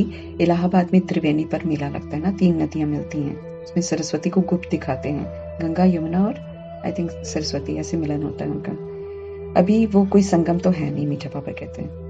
देखो यादगार कैसे बने, मतलब भगवान के घर में जब हम आते हैं और गंगा यमुना सरस्वती ये जितनी भी चीजें ना, ये जो सारी आत्माएं नदियां बनती हैं ना, जैसे ज्ञान की सेवा करती हैं तो नदियां बनती हैं, बहती रहती हैं, उन्हीं का यादगार है वो क्या, गंगा यमुना और सरस्वती का मिलन। तो बाबा कहते हैं वो मिलन नहीं होता है, एक्चुअली हम भगवान के पास आकर मिलन मनाते हैं। संगम होना चाहिए सागर और नदियों का। ये तो नदियों का संगम है, 2 नदियां मिलती हैं, वो फिर कह देते हैं तीसरी नदी तो गुप्त है, सरस्वती को गुप्त दिखा देते हैं। अब गुप्त नदी कोई होती नहीं है, ऐसा तो कुछ नहीं होता, भगवान कहते हैं ना। हम लोग भी देखते होते थे, त्रिवेणी आती थी ना, देखते थे कौन सी नदी मिल रही है, अब पता नहीं, सुनी सुनाई बातें थी, हम सोचते थे हो सकता मिलती होगी, क्योंकि ट्रेन में आते जाते वहां से गुजरते होते थे, तो फिर वो बोलते थे कि यहाँ से 3 नदियां बहती, देखते थे, पता नहीं, मुझे तो समझ में कुछ आया नहीं, लेकिन भगवान कहते हैं ऐसा कुछ होता नहीं है ही 2 दुनिया, देखने में भी 2 आती हैं, एक का पानी सफेद और एक का मैला दिखाई देता है, होता होगा ऐसा, और तो कोई है ही नहीं, गंगा यमुना है, 3 नहीं है, भगवान कहते हैं, ये भी झूठ हुआ ना। देखो दुनिया में कैसी कैसी कथाएं बनाते हैं ये पंडित और पता नहीं कौन कौन गुरु, और हम लोग को गुमराह करते हैं।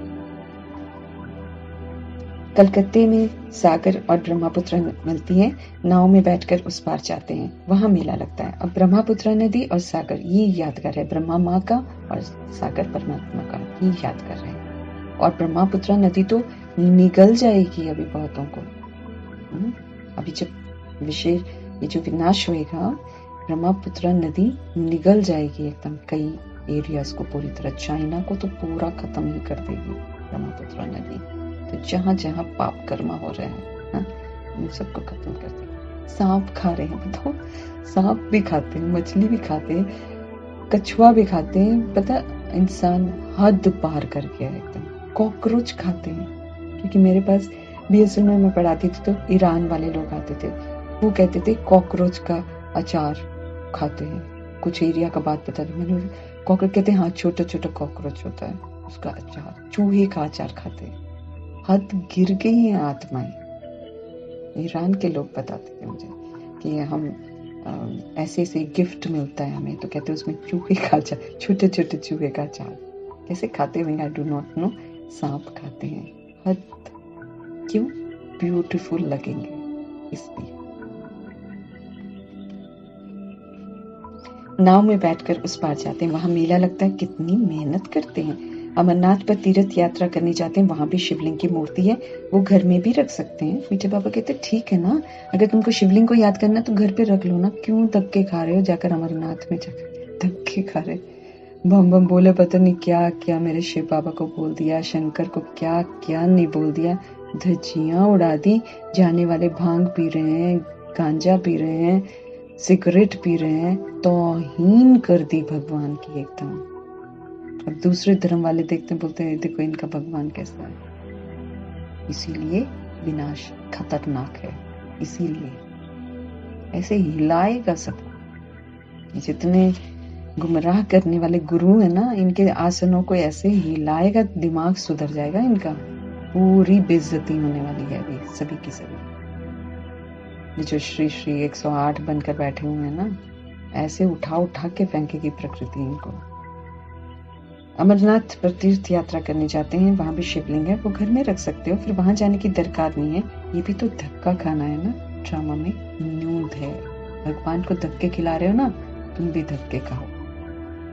त्रिवेणी में जाते हैं, समझते हैं वो पतित पावनी है। कोई कोई को तो ये मालूम ही नहीं है कि नदियां आती कहाँ से हैं। पहाड़ से आती हैं, परंतु पानी तो सागर से आता है ना। बादल बरसते हैं तो ऊंचे पहाड़ होने के कारण बर्फ जम जाती है, फिर धूप लगने के कारण जब बर्फ गलती है तो पानी इकट्ठा होकर फिर नदियों में आ जाता है। अब विचार करो कि पतित पावन परमपिता परमात्मा ज्ञान के सागर हैं या फिर ज्ञान नदियां हैं। वह पानी का सागर या नदियां हैं, बहुत अंधकार में धक्का खा रहे हैं, भगवान कहते हैं। अब उनको कैसे बताएं कि ये पतित पावनी नहीं है। ये तो बरसात का पानी है, बादलों से पानी आता है, बादल फिर सागर से पानी खींचते हैं। पानी तो पतित पावन हो ही नहीं सकता, मीठे बाबा कहते हैं। गाते भी हैं, पतित पावन सीताराम, हे पतित पावन आओ। आत्माएं कहती हैं, ये पतितों को पावन बनाने वाले बाबा, हम पर रहम करो। क्योंकि कोई रहम करते ही नहीं, हार के फिर भगवान को पुकारते हैं। बाप समझाते हैं, ये भक्ति के धक्के खाने से कोई पावन बनते ही नहीं है, जितने मर्जी खा लो, पवित्र थोड़ी बन जाएंगे। ये नदियां तो अनादि हैं ही, पानी है पीने और खेती करने के लिए, वो कैसे पावन करेगा। अभी ये तुम्हारा अंतिम जन्म है, मैं आता हूँ तुमको पावन बनाने। सतयुग पावन दुनिया थी, ये है पतित दुनिया। जो पावन थे वही 84 जन्म ले पतित बने हैं, इसलिए फिर पावन बनने के लिए बाप को बुलाते हैं, भगवान को बुलाते हैं, पतित पावन आ जाओ, प्लीज हमें बचाओ। आधा कल्प से उतरती कला होती आई है। भारत सतयुग में बहुत सुखी था, पावन था, अब दुखी है क्योंकि पतित है, इसलिए पुकारते हैं ओ गॉड फादर, और फिर कह देते हैं उनका नाम रूप तो है ही नहीं। तब पुकारते किसको फिर, जब नाम ही नहीं होगा, रूप ही नहीं, पुकारेंगे किसको। ये भी समझते नहीं। जैसे कहते हैं आत्मा स्टार मिसल है, चमकता है अजब सितारा। आत्मा बिल्कुल छोटी बिंदी मिसल है। टीका भी यहाँ लगाते हैं और कहते हैं भ्रिकुटी के बीच चमकता है अजब सितारा, ऐसा बोलते हैं। लेकिन उस भ्रिकुटी में क्या लगाते हैं, काला टीका लगाते हैं, काला बना देते हैं आत्मा को ना। ऊपर टीका लगाएंगे, काला लाल। आजकल तो अनेक तरह की बिंदी मैचिंग है, तो कपड़े भी वैसे तो वैसी बिंदी लगाते हैं, बहुरूपी बन गए हैं, तो आजकल तो वहां पे लगाते हैं। लेकिन एक्चुअली वो आत्मा का स्थान है, वहां हमें ऐसी कोई बिंदियां लगानी नहीं होती हैं, लेकिन चूंकि फैशन है इसलिए लोग लगाते हैं। तो इतनी छोटी सी बिंदी आत्मा में 84 जन्मों का अविनाशी पाठ मुंधा हुआ है, वो कभी मिट नहीं सकता। ये सारा नाटक इमॉर्टल है। इमॉर्टल मतलब अमर है, क्योंकि आत्मा अविनाशी है ना, इसलिए रिकॉर्डिंग भी उस पर अविनाशी हो जाती है, फिर वो कभी मिटती नहीं है। लाख कोशिश कर लो, नई नवेली होगी। क्योंकि ये नई इसलिए लगती है क्योंकि हम हर सीन को 5000 वर्ष के बाद रिपीट करते हैं, इसलिए भूल जाते हैं। 5000 बहुत मायने रखता है। तो पूरा 5000 वर्ष बीतने के बाद जब मैं रोल प्ले करती हूँ वो वाला, तो मुझे याद नहीं रहता कि कल पहले भी मैंने यही किया था। लेकिन अब मुझे समझ मिलती है भगवान से कि हम रिपीट करते हैं, ये मेरी आत्मा में रिकॉर्ड हो जाता है, इसलिए इमॉर्टल हो जाता है। इमॉर्टल का मतलब होता है अमर हो जाता है, कभी भी मिटता नहीं है। चक्र फिरता रहता है, ऐसे नहीं सृष्टि कोई एक जगह खड़ी है। आदि सनातन देवी देवता धर्म जो पहले था वो अब नहीं है। जरूर जब न हो तब तो मैं आऊं ना, ऐसे क्यों आ जाऊं। इतनी ऊंची सी हस्ती, इतनी प्यारी सी हस्ती क्यों ही थोड़ी आएगी कि मैं आऊं और बच्चे सुने ही ना। द्वापर युग में आते कोई नहीं सुनता उनकी, क्योंकि देह का भान उस समय शुरू हुआ था, नशा शुरू हुआ था, सुनते ही नहीं। अगर भगवान कहते कि आप, कई लोग आप बोलते ना, हम गिरे ही क्यों, हम गिरे ही क्यों। अरे गिरे क्योंकि गिरना ही था। अगर भगवान बीच में आता फिर कहते भगवान आपने मुझे द्वापर युग में क्यों नहीं बचाया। भगवान अगर अभी तो नहीं सुन रहे हैं, अभी इतना एंड हो गया है, मौत सामने खड़ी है, विनाश सामने, तो भी नहीं सुन रहे हैं भगवान की, तो द्वापर युग में क्या सुनते। उस समय तो देह का भान अभी शुरू हुआ था, देह का आकर्षण शुरू हुआ था, देह का नशा शुरू हुआ था, तो कौन सुनता। उस समय तो दुख भी नहीं था ना, सुनता ही नहीं कोई भगवान की, इसलिए भगवान आते ही नहीं है बीच में। भगवान आते ही तब है जब आत्माएं तैयार हो जाती हैं सुनने के लिए। उसमें देवकुल की आत्माएं सबसे पहले तैयार होती हैं, जो सचखंड में पाठ बजाती हैं। उनको पहले वैराग आता है गंदगी से, उनका मन हट जाता है पतित पने से, उनका मन हट जाता है काम विकार से। तब वो अंदर से पुकारती हैं, क्योंकि उनको स्मृति आती है कि हम ये जीवन हम अच्छा नहीं जी रहे हैं। फिर वो पुकारती हैं, फिर भगवान आते हैं कि हाँ अब धरनी तैयार है। ब्रह्मा की धरनी जब तैयार हो जाती है तब यूज करते हैं दादा लेखराज को, ऐसे थोड़ी यूज कर लेते हैं। धरनी पहले पूरी तैयार करते हैं, अंदर से दिल से उन्हें वैराग आ जाता है, दिल से वो मर्जीवा बनते, तब भगवान उनका नाम ब्रह्मा रख के उनके द्वारा ज्ञान सुनाते हैं। मैं आकर फिर से देवी देवता धर्म की स्थापना करता हूँ तो चक्र फिरता है, हिस्ट्री ज्योग्राफी फिर रिपीट होती है। सतयुग में सूर्यवंशी राज्य था, त्रेता में चंद्रवंशी, अब फिर तुमको 84 जन्मों का पता पड़ा है। कैसे हम चढ़ती कला में आते हैं? बाप सभी बच्चों को पतित से पावन बनाने का रास्ता बताते हैं। ऐसे नहीं कहते कि आंखें बंद करके मुझे याद करो, नो नो नो, बिल्कुल नहीं। जागृत अवस्था में समझ के साथ मुझ आत्मा को, अपने पिता परमेश्वर को याद करना है। बाप सभी बच्चों को पतित से पावन बनाने का रास्ता बताते हैं। ऐसे नहीं कहते कि आंखें बंद करके मुझे याद करो, खाते पीते चलते मुझे याद करना है। गिलास पानी का पी रही हूँ, आत्मा निकल सकती है। खाना खा रही हूँ, आत्मा निकल सकती है। जा रही हूँ कहीं, आत्मा निकल सकती है। एनी टाइम विनाश हो सकता है, एनी टाइम मुझे शरीर छोड़ना पड़ेगा। तो मुझे याद में रहना है ना, याद में नहीं छोड़ा तो भी अगर घर वाले की याद आ गई या तो वैश्या योनि में चली जाऊंगी।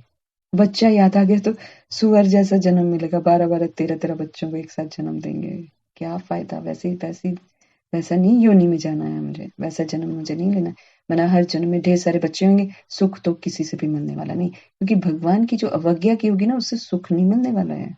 वैश्या यानी हर जन्म में उसको तृप्त करेंगे, उसको तृप्त, कोई तृप्ति नहीं होगा। वैश्या नहीं करना है मुझे। तो हर समय मीठा बाबा कहते हैं याद में रहने का अभ्यास करो। कोई बच्चा याद ना आए, कोई देहधारी याद ना आए, कोई संबंधी याद ना आए, कोई शरीर का माँ बाप याद ना आए, नहीं है। वो रूल्स हैं, rules. They are not my mother father. एक तो बुद्धि में एकदम समझ लो। आपस में भी जो ज्ञान में चल रहे हैं, सपोज करो 2-3 आत्माएं जो ज्ञान में चल रही हैं, आपस में घर में चल रही हैं, जो बांधेलियां वो तो नहीं कर सकती हैं, लेकिन जो 2-3 आत्माएं घर में चल रही हैं, वो आत्माएं अब आपस में एक दूसरे को वो रिश्तों से संबोधित ना करें।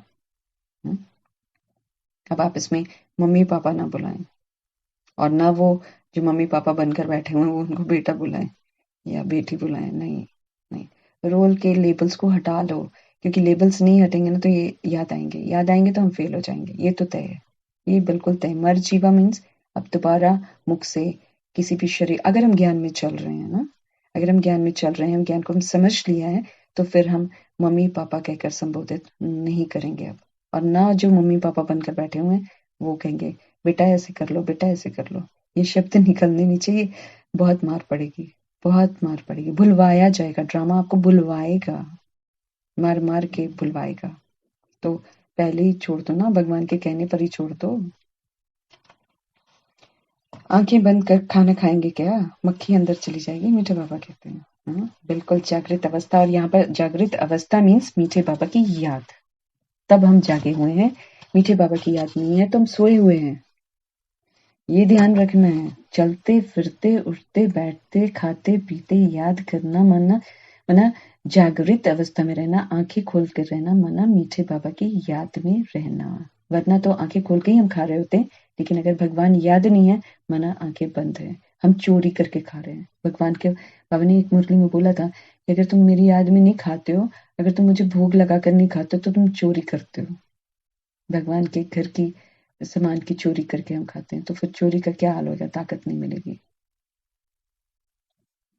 तुम बच्चों की आत्मा जानती है कि बाबा हमको पढ़ा रहे हैं, वो कहते हैं बच्चे मुझे याद करो तो तुम पावन बनेंगे। पावन बनने का टाइम मिला हुआ है भाई मुझे, ये जो समय पावन बनने के लिए मिला हुआ है, और खेल करने के लिए नहीं मिला हुआ है कि मैं बैठकर खेलूं और वो करूं जो कलयुग में कर रहे हैं लोग, वो मैं जाकर मनाऊं अपने रिश्तेदारों का।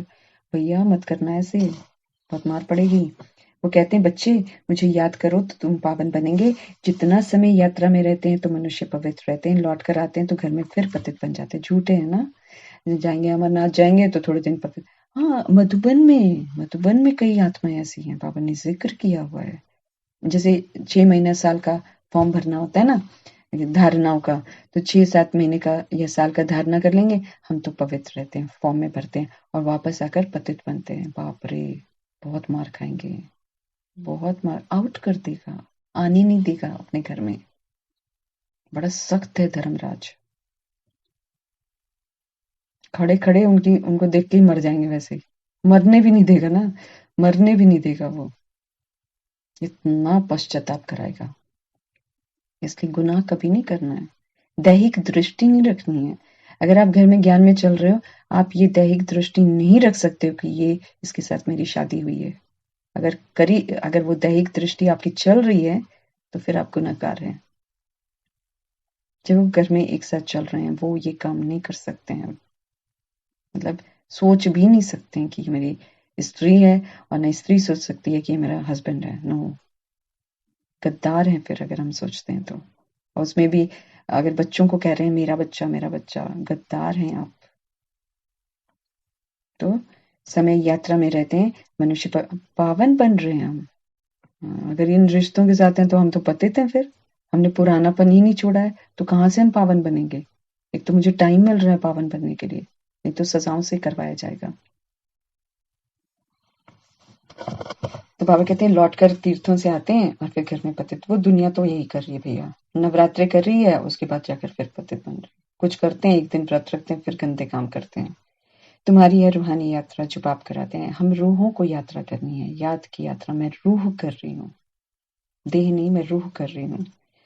तो भगवान कहते हैं, बाप कहते हैं तुमको अमरलोक में चलना है तो मुझे याद करो। चलना है तो मुझे याद कर लो, नहीं चलना है तो करो फिर देहधारियों को याद। छोड़ देगा वो, फिर वो लंगड़े बनकर, भूत प्रेत बनकर पीछे पीछे मार खा खा कर यमदूत मारेंगे खूब। और फिर उसके बाद मारेंगे इन द सेंस कि अनुभव होगा कि पड़ रही है मार, अनुभव होने वाला है।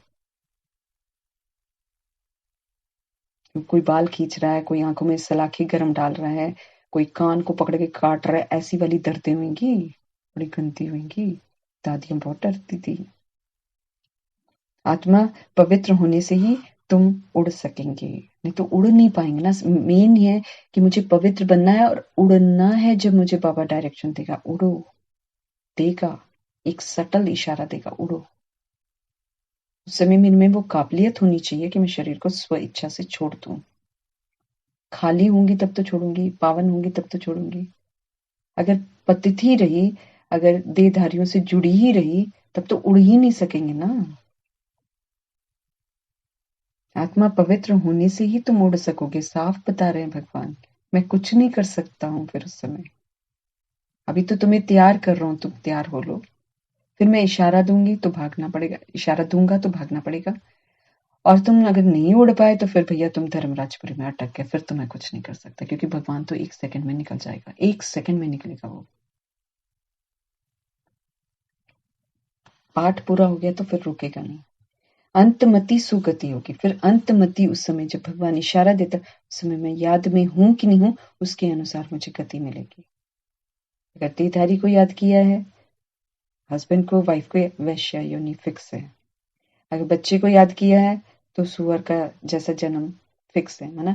हर जन्म में ढेर सारे बच्चे आप पैदा करोगे, सुख किसी से भी नहीं मिलेगा। इसी विधि से जो धन दौलत करता है, तो मना कैसे, जैसे सर्प से डरते हैं ना लोग, सांप से, वैसे खौफनाक जीवन जिएंगे, हमेशा भय में जिएंगे। दौलत को ही बचाते रहेंगे, उसी को ढकते रह जाएंगे। ऐसे ऐसे जन्म ना, जैसा कर्म फिर वैसा जन्म होगा।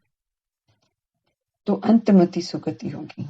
मेरे अंत में मति, तो अंत में मति में मेरे शिव बाबा होना चाहिए, तब मेरी सदगति होगी। तो उसके लिए मुझे कितना ना अभी से अभ्यास करना है कि मुझे कोई भी देहधारी याद न आए।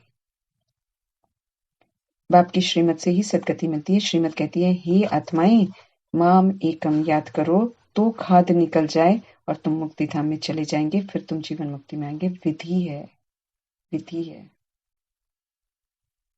खाद निकालनी पड़ेगी हमारे अंदर, बड़ी सारी खाद है। ये जो मेरे तेरे की खाद है, मेरा बच्चा उसका बच्चा, दिस बच्चा दैट बच्चा, खाद है, मिलावट है, खोट है।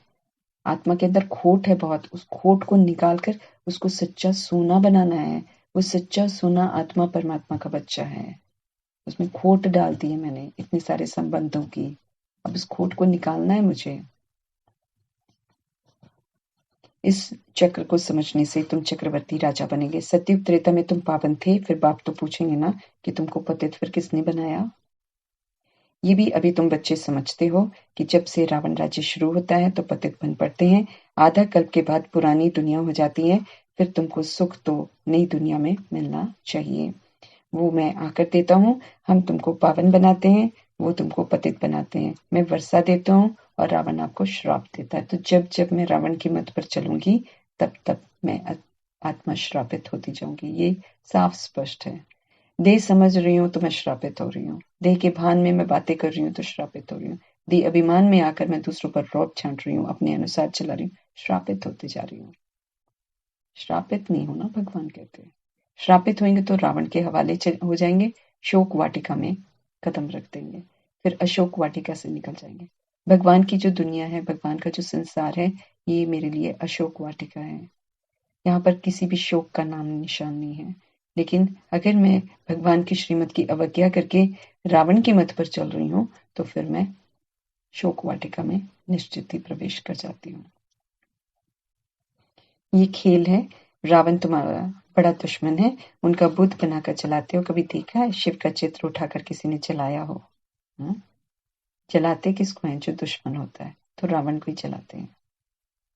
शिव तो निराकार है, क्या जला लेंगे उनका? राम सुख देने वाला, उनको कैसे जलाएंगे? दुख देने वाला रावण है, कहते हैं ये अनादि चलाते रहते हैं। तो क्या शुरू से ही रावण राज्य था? अब भगवान ये भी पूछ रहे हैं, जैसे कहते हैं हमारे पूर्वज वानर थे।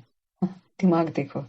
अभी कहते हैं आज हम बड़े सभ्य हैं, कटे छटे कपड़े पहन रहे हैं, अंग प्रदर्शन कह रहे हैं और कह रहे हैं हम सभ्य हैं।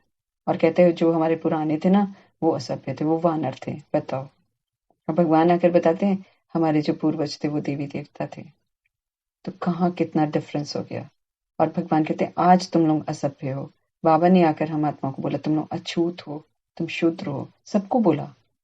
ना तो दुनिया में किसी किसी की जाति को बताया कि ये अछूत है, वो अछूत है। भगवान ने आकर बोला तुम सभी अछूत हो, सारे के सारे शूद्र हो, सब में देह अभिमान है, सब गंदे काम करते हैं, अछूत। भगवान तो देखता भी नहीं है, बॉडी से नफरत है उसे। मतलब वो हमारी बॉडी से बोलता है बदबू आती है तुम लोग के शरीरों से, इसलिए बोलता है देह के भान को अलग करके फिर मुझे याद करो, तो मैं योग अग्नि से तुम्हारी गंदगी को भस्म कर दूंगा। ये वायदा है उनका। लेकिन अगर ये मिले हुए समय में मैं ये काम नहीं कर रही हूँ, तो फिर मैं कब करूंगी? सोचने वाली बात है ना। समय खत्म हो जाएगा तब करेंगे क्या? तब तो धर्मराज कर पाएगा फिर। तो कहते हैं ये अनादि चलाते रहते हैं। तो क्या शुरू से रावण राज्य था? नहीं, सतयुग से दुनिया शुरू होती है। सतयुग में कोई रावण का नाम निशान नहीं था। राम राज्य हुआ ही नहीं, ये सब समझाना पड़े। रावण राज्य कब से शुरू हुआ ये किसी को पता नहीं है। आधा कल्प से शुरू होता है। तुम सब द्रौपदियां पुकारती हो बाबा हमारी रक्षा करो। हम सारी आत्माएं द्रौपदियां हैं। वो एक द्रौपदी नहीं है जो दिखाते, वो तो है ही नहीं वैसे तो दुनिया में वैसा, क्योंकि वो महाभारत तो होता नहीं है। लेकिन अभी का याद कर रहे हैं कि मैं आत्मा जो है, हम आत्माएं जितनी भी हैं वो सारी द्रौपदियां हैं। कौन सी आत्मा द्रौपदी कहलाएगी? जिसको ये जागृति आती है कि मुझे पवित्र रहना है, उसको द्रौपदी बोलते हैं। सबको नहीं आता। सब तो शादियां ही करते हैं विकार में जाने के लिए, तो वो तो उनकी तो बात नहीं करते हैं। उनको द्रौपदी नहीं बोलेंगे। द्रौपदी वो आत्मा होती है जिसके अंदर में ये जिज्ञासा जागती है कि नहीं मुझे पवित्र बनना। वो भगवान को बोलती है कि मुझे बचाओ। तो बांधेलियां क्या करती हैं? भगवान को पुकारती हैं कि भगवान मुझे बचाओ। तो वो है द्रौपदियां। हम सब द्रौपदियां हैं जो भगवान के रास्ते पर चलकर पवित्र बनना चाहते हैं। अंदर से वैराग आता है काम विकार से, उनको द्रौपदी बोलते हैं। और उनको पांच पति इसलिए दिखाते हैं क्योंकि हर जन्म में हम चेंज करते हैं। इस जन्म में ये हस्बैंड है, पिछले जन्म में वो वाइफ है, वो है, बदलते रहते हैं। झूठ खंड है ना। झूठ खंड में हम झूठे हो जाते हैं, झूठे झूठे काम करते हैं। 10 को बोलेंगे I love you, I love you, I love you, किसी को भी नहीं कर रहे होते हैं। झूठे एक नंबर के। एक दिन बोलेंगे लव यू, अभी बच्चे को बोलेंगे I love you so much, हाँ थोड़ी देर में बच्चे ने कुछ गिरा दिया 2 थप्पड़ लगाएंगे। झूठे हैं हम सब। रावण राज्य कब से शुरू हुआ ये किसको पता नहीं है। आधा कल्प से शुरू होता है। तुम सब द्रौपदियां पुकारती हो बाबा हमारी रक्षा करो। अरे तुम भूलो हमको पतित बनना ही नहीं है, मार खा लो ना। बाबा तो कहते जान भी चली जाए लेकिन पतित नहीं बनना है, लड़ जाना है इसके लिए। तो इसमें तो बाबा कहते काली बन जाओ। बाबा कहता क्रोध नहीं करो, लेकिन काम विकार के लिए भगवान कहते हैं एकदम काली बन जाओ। नहीं करना मतलब नहीं करना। मत बात करो, क्या फर्क पड़ता है? बड़ा आया बात करें, बात नहीं करूंगा तो मैं निकाल दूंगा। निकाल लो ना, क्या कर लोगे? निकालो। ऐसे बनना है, संभालेगा भगवान। इसलिए चिंता तो करनी नहीं है। जिसके लिए हम बोल उठेंगे कि मुझे करना नहीं है, मुझे भगवान की श्रीमत पर चलना है, जिसके लिए हम मर मिटेंगे, वो क्या मुझे संभालेगा नहीं? वो तो मेरी परीक्षा हो रही है थोड़ी देर के लिए, संभालेगा वो मुझे? तो बाबा हमारी रक्षा करो। अरे तुम बोलो हमको पतित बनना ही नहीं है, हिम्मत चाहिए, नष्ट मोहा बनना है, मोह नहीं करना है।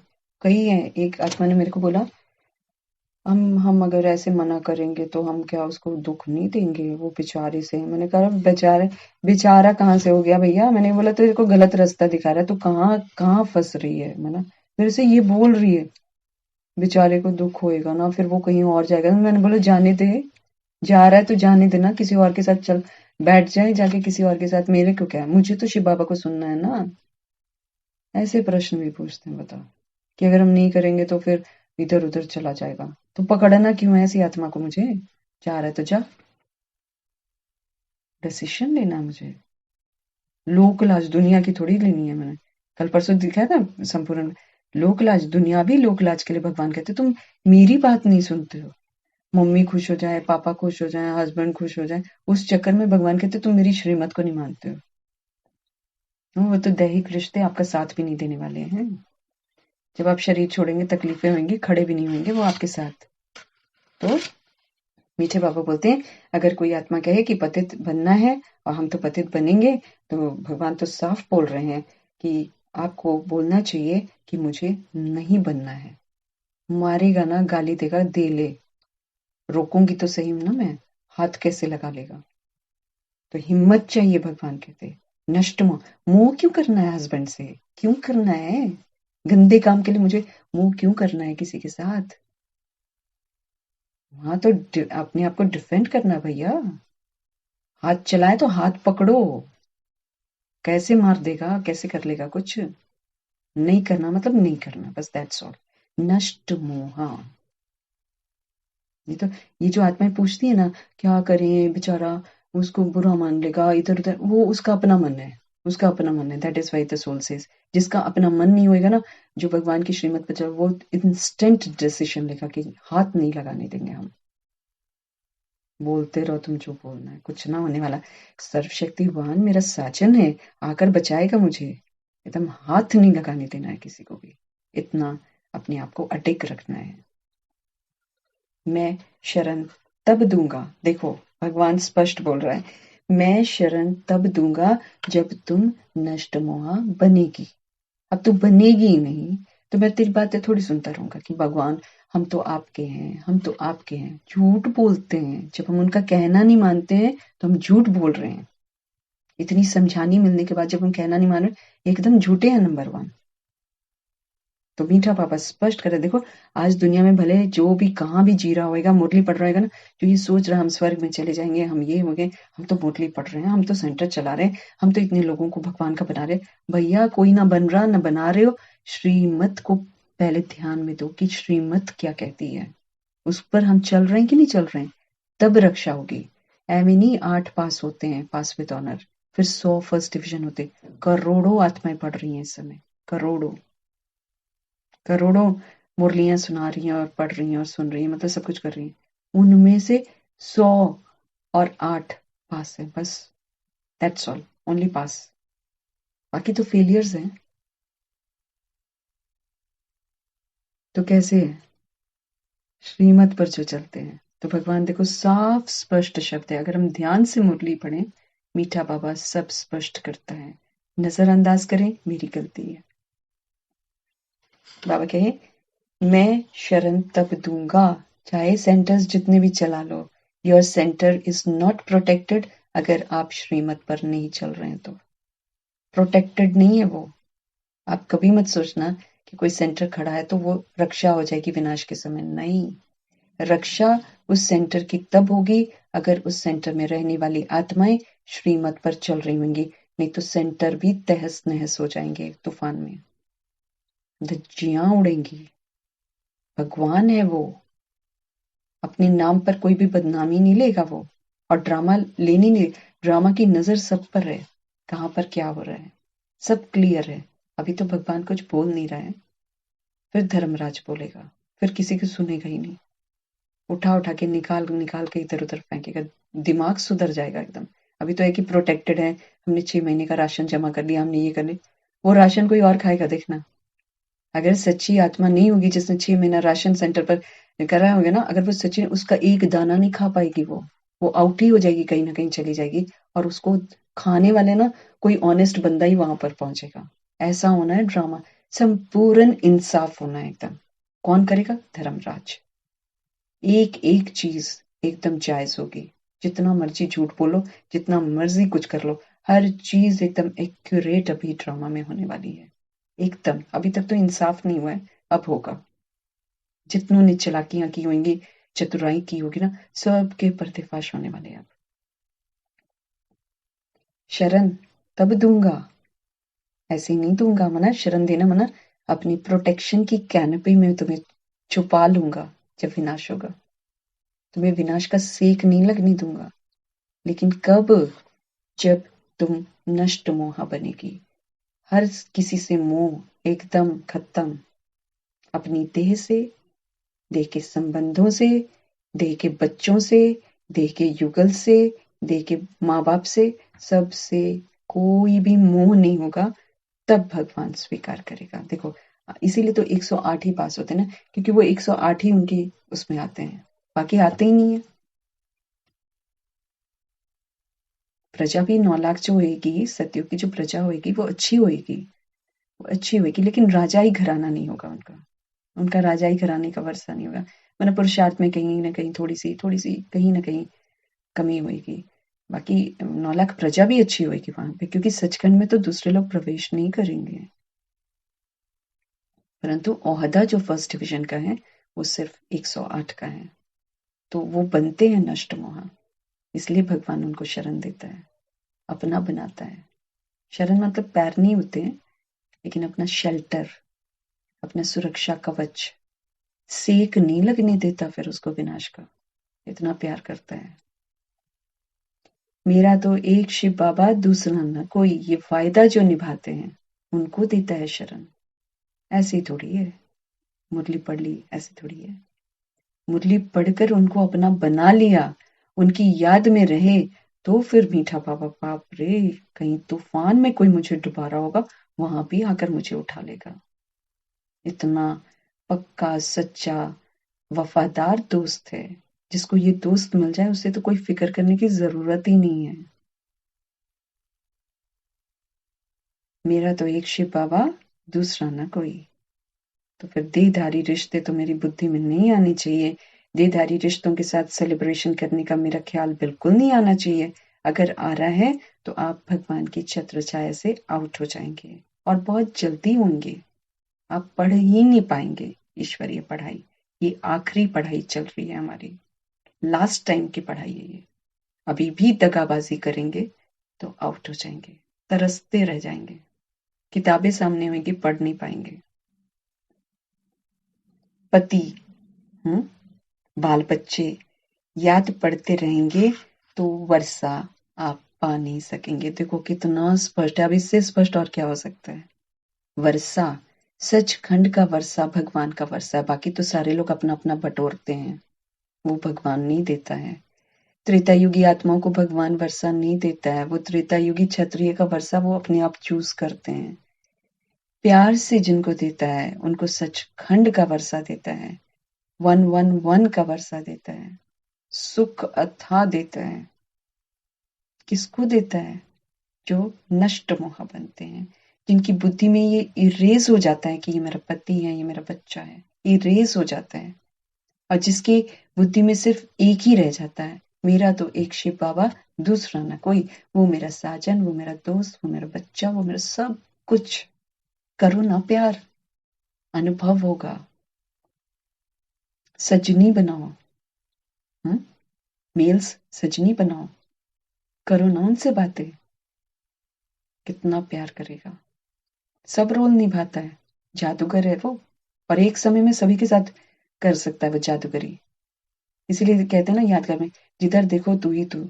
इसलिए क्योंकि संगम युग में अगर चारों कोनों में से कोई भी बच्चा, एक अमेरिका में, एक इंडिया में, एक कहीं और, एक कहीं और, अगर अब किसी ने हस्बैंड बनाया होगा, किसी ने मतलब साजन बनाया होगा किसी ने बच्चा, सबको एक साथ अनुभव कराता है वही। इसीलिए बोलते हैं जिधर देखो तो ही तो, इस समय रोल में है वो, साफ स्पष्ट है। अगर आप पति, बाल बच्चे अगर आपको याद पड़ते रहेंगे तो आपको वर्षा नहीं मिलेगा, भगवान नहीं देंगे। साफ स्पष्ट है। बोलो इससे स्पष्ट और क्या चाहिए आपको।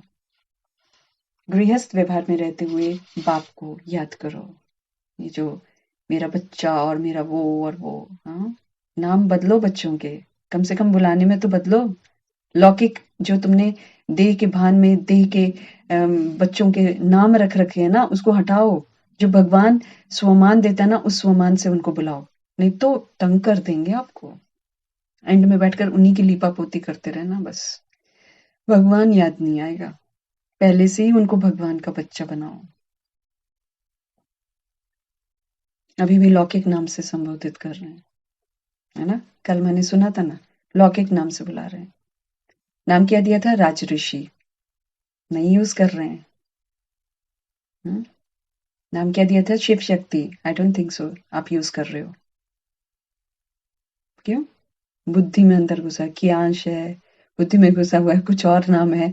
आप लौकिक और विकारी नाम यूज कर रहे हो। विकार में, विकारी देभान में आपने ये नाम रखा हुआ है, तो वो वैसा ही कर्म करेगा। इसलिए नाम बदली करो, स्वमान से अब स्कूल में तो नहीं बदली कर सकते हो, वो तो अलग बात है, लेकिन बुलाने का नाम, पेट नेम जो होता है, वो हम जो यूज करते हैं वही सार्थक हो जाता है, फिर सारे लोग वही नाम पुकारते। तो ऐसा नाम रखो जो सारे लोग वही पुकारें, ताकि वो आत्मा कम से कम एंड के टाइम में अपने आप को तो ठीक रखे। नहीं तो वो दुख में पड़ेगी, आपको भी दुख में डालेगी, क्योंकि दुख तो आने वाले हैं, आप उससे इनकार नहीं कर सकते हो।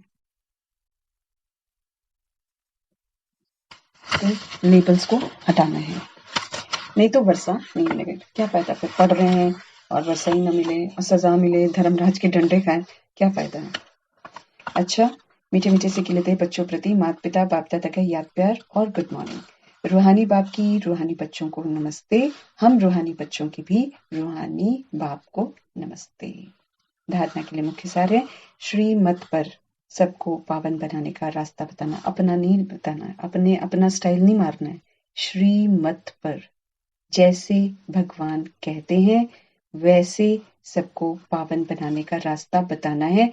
घर के सदस्य मेरी बहुत बड़ी जिम्मेवारी है, जिनको मुझे सही दिशा दिखानी है। उनका बुद्धि का योग एक परम पिता परमात्मा से लग जाए। आपको दादाजी बोलते रहेंगे तो आप तो फंसे रहेंगे।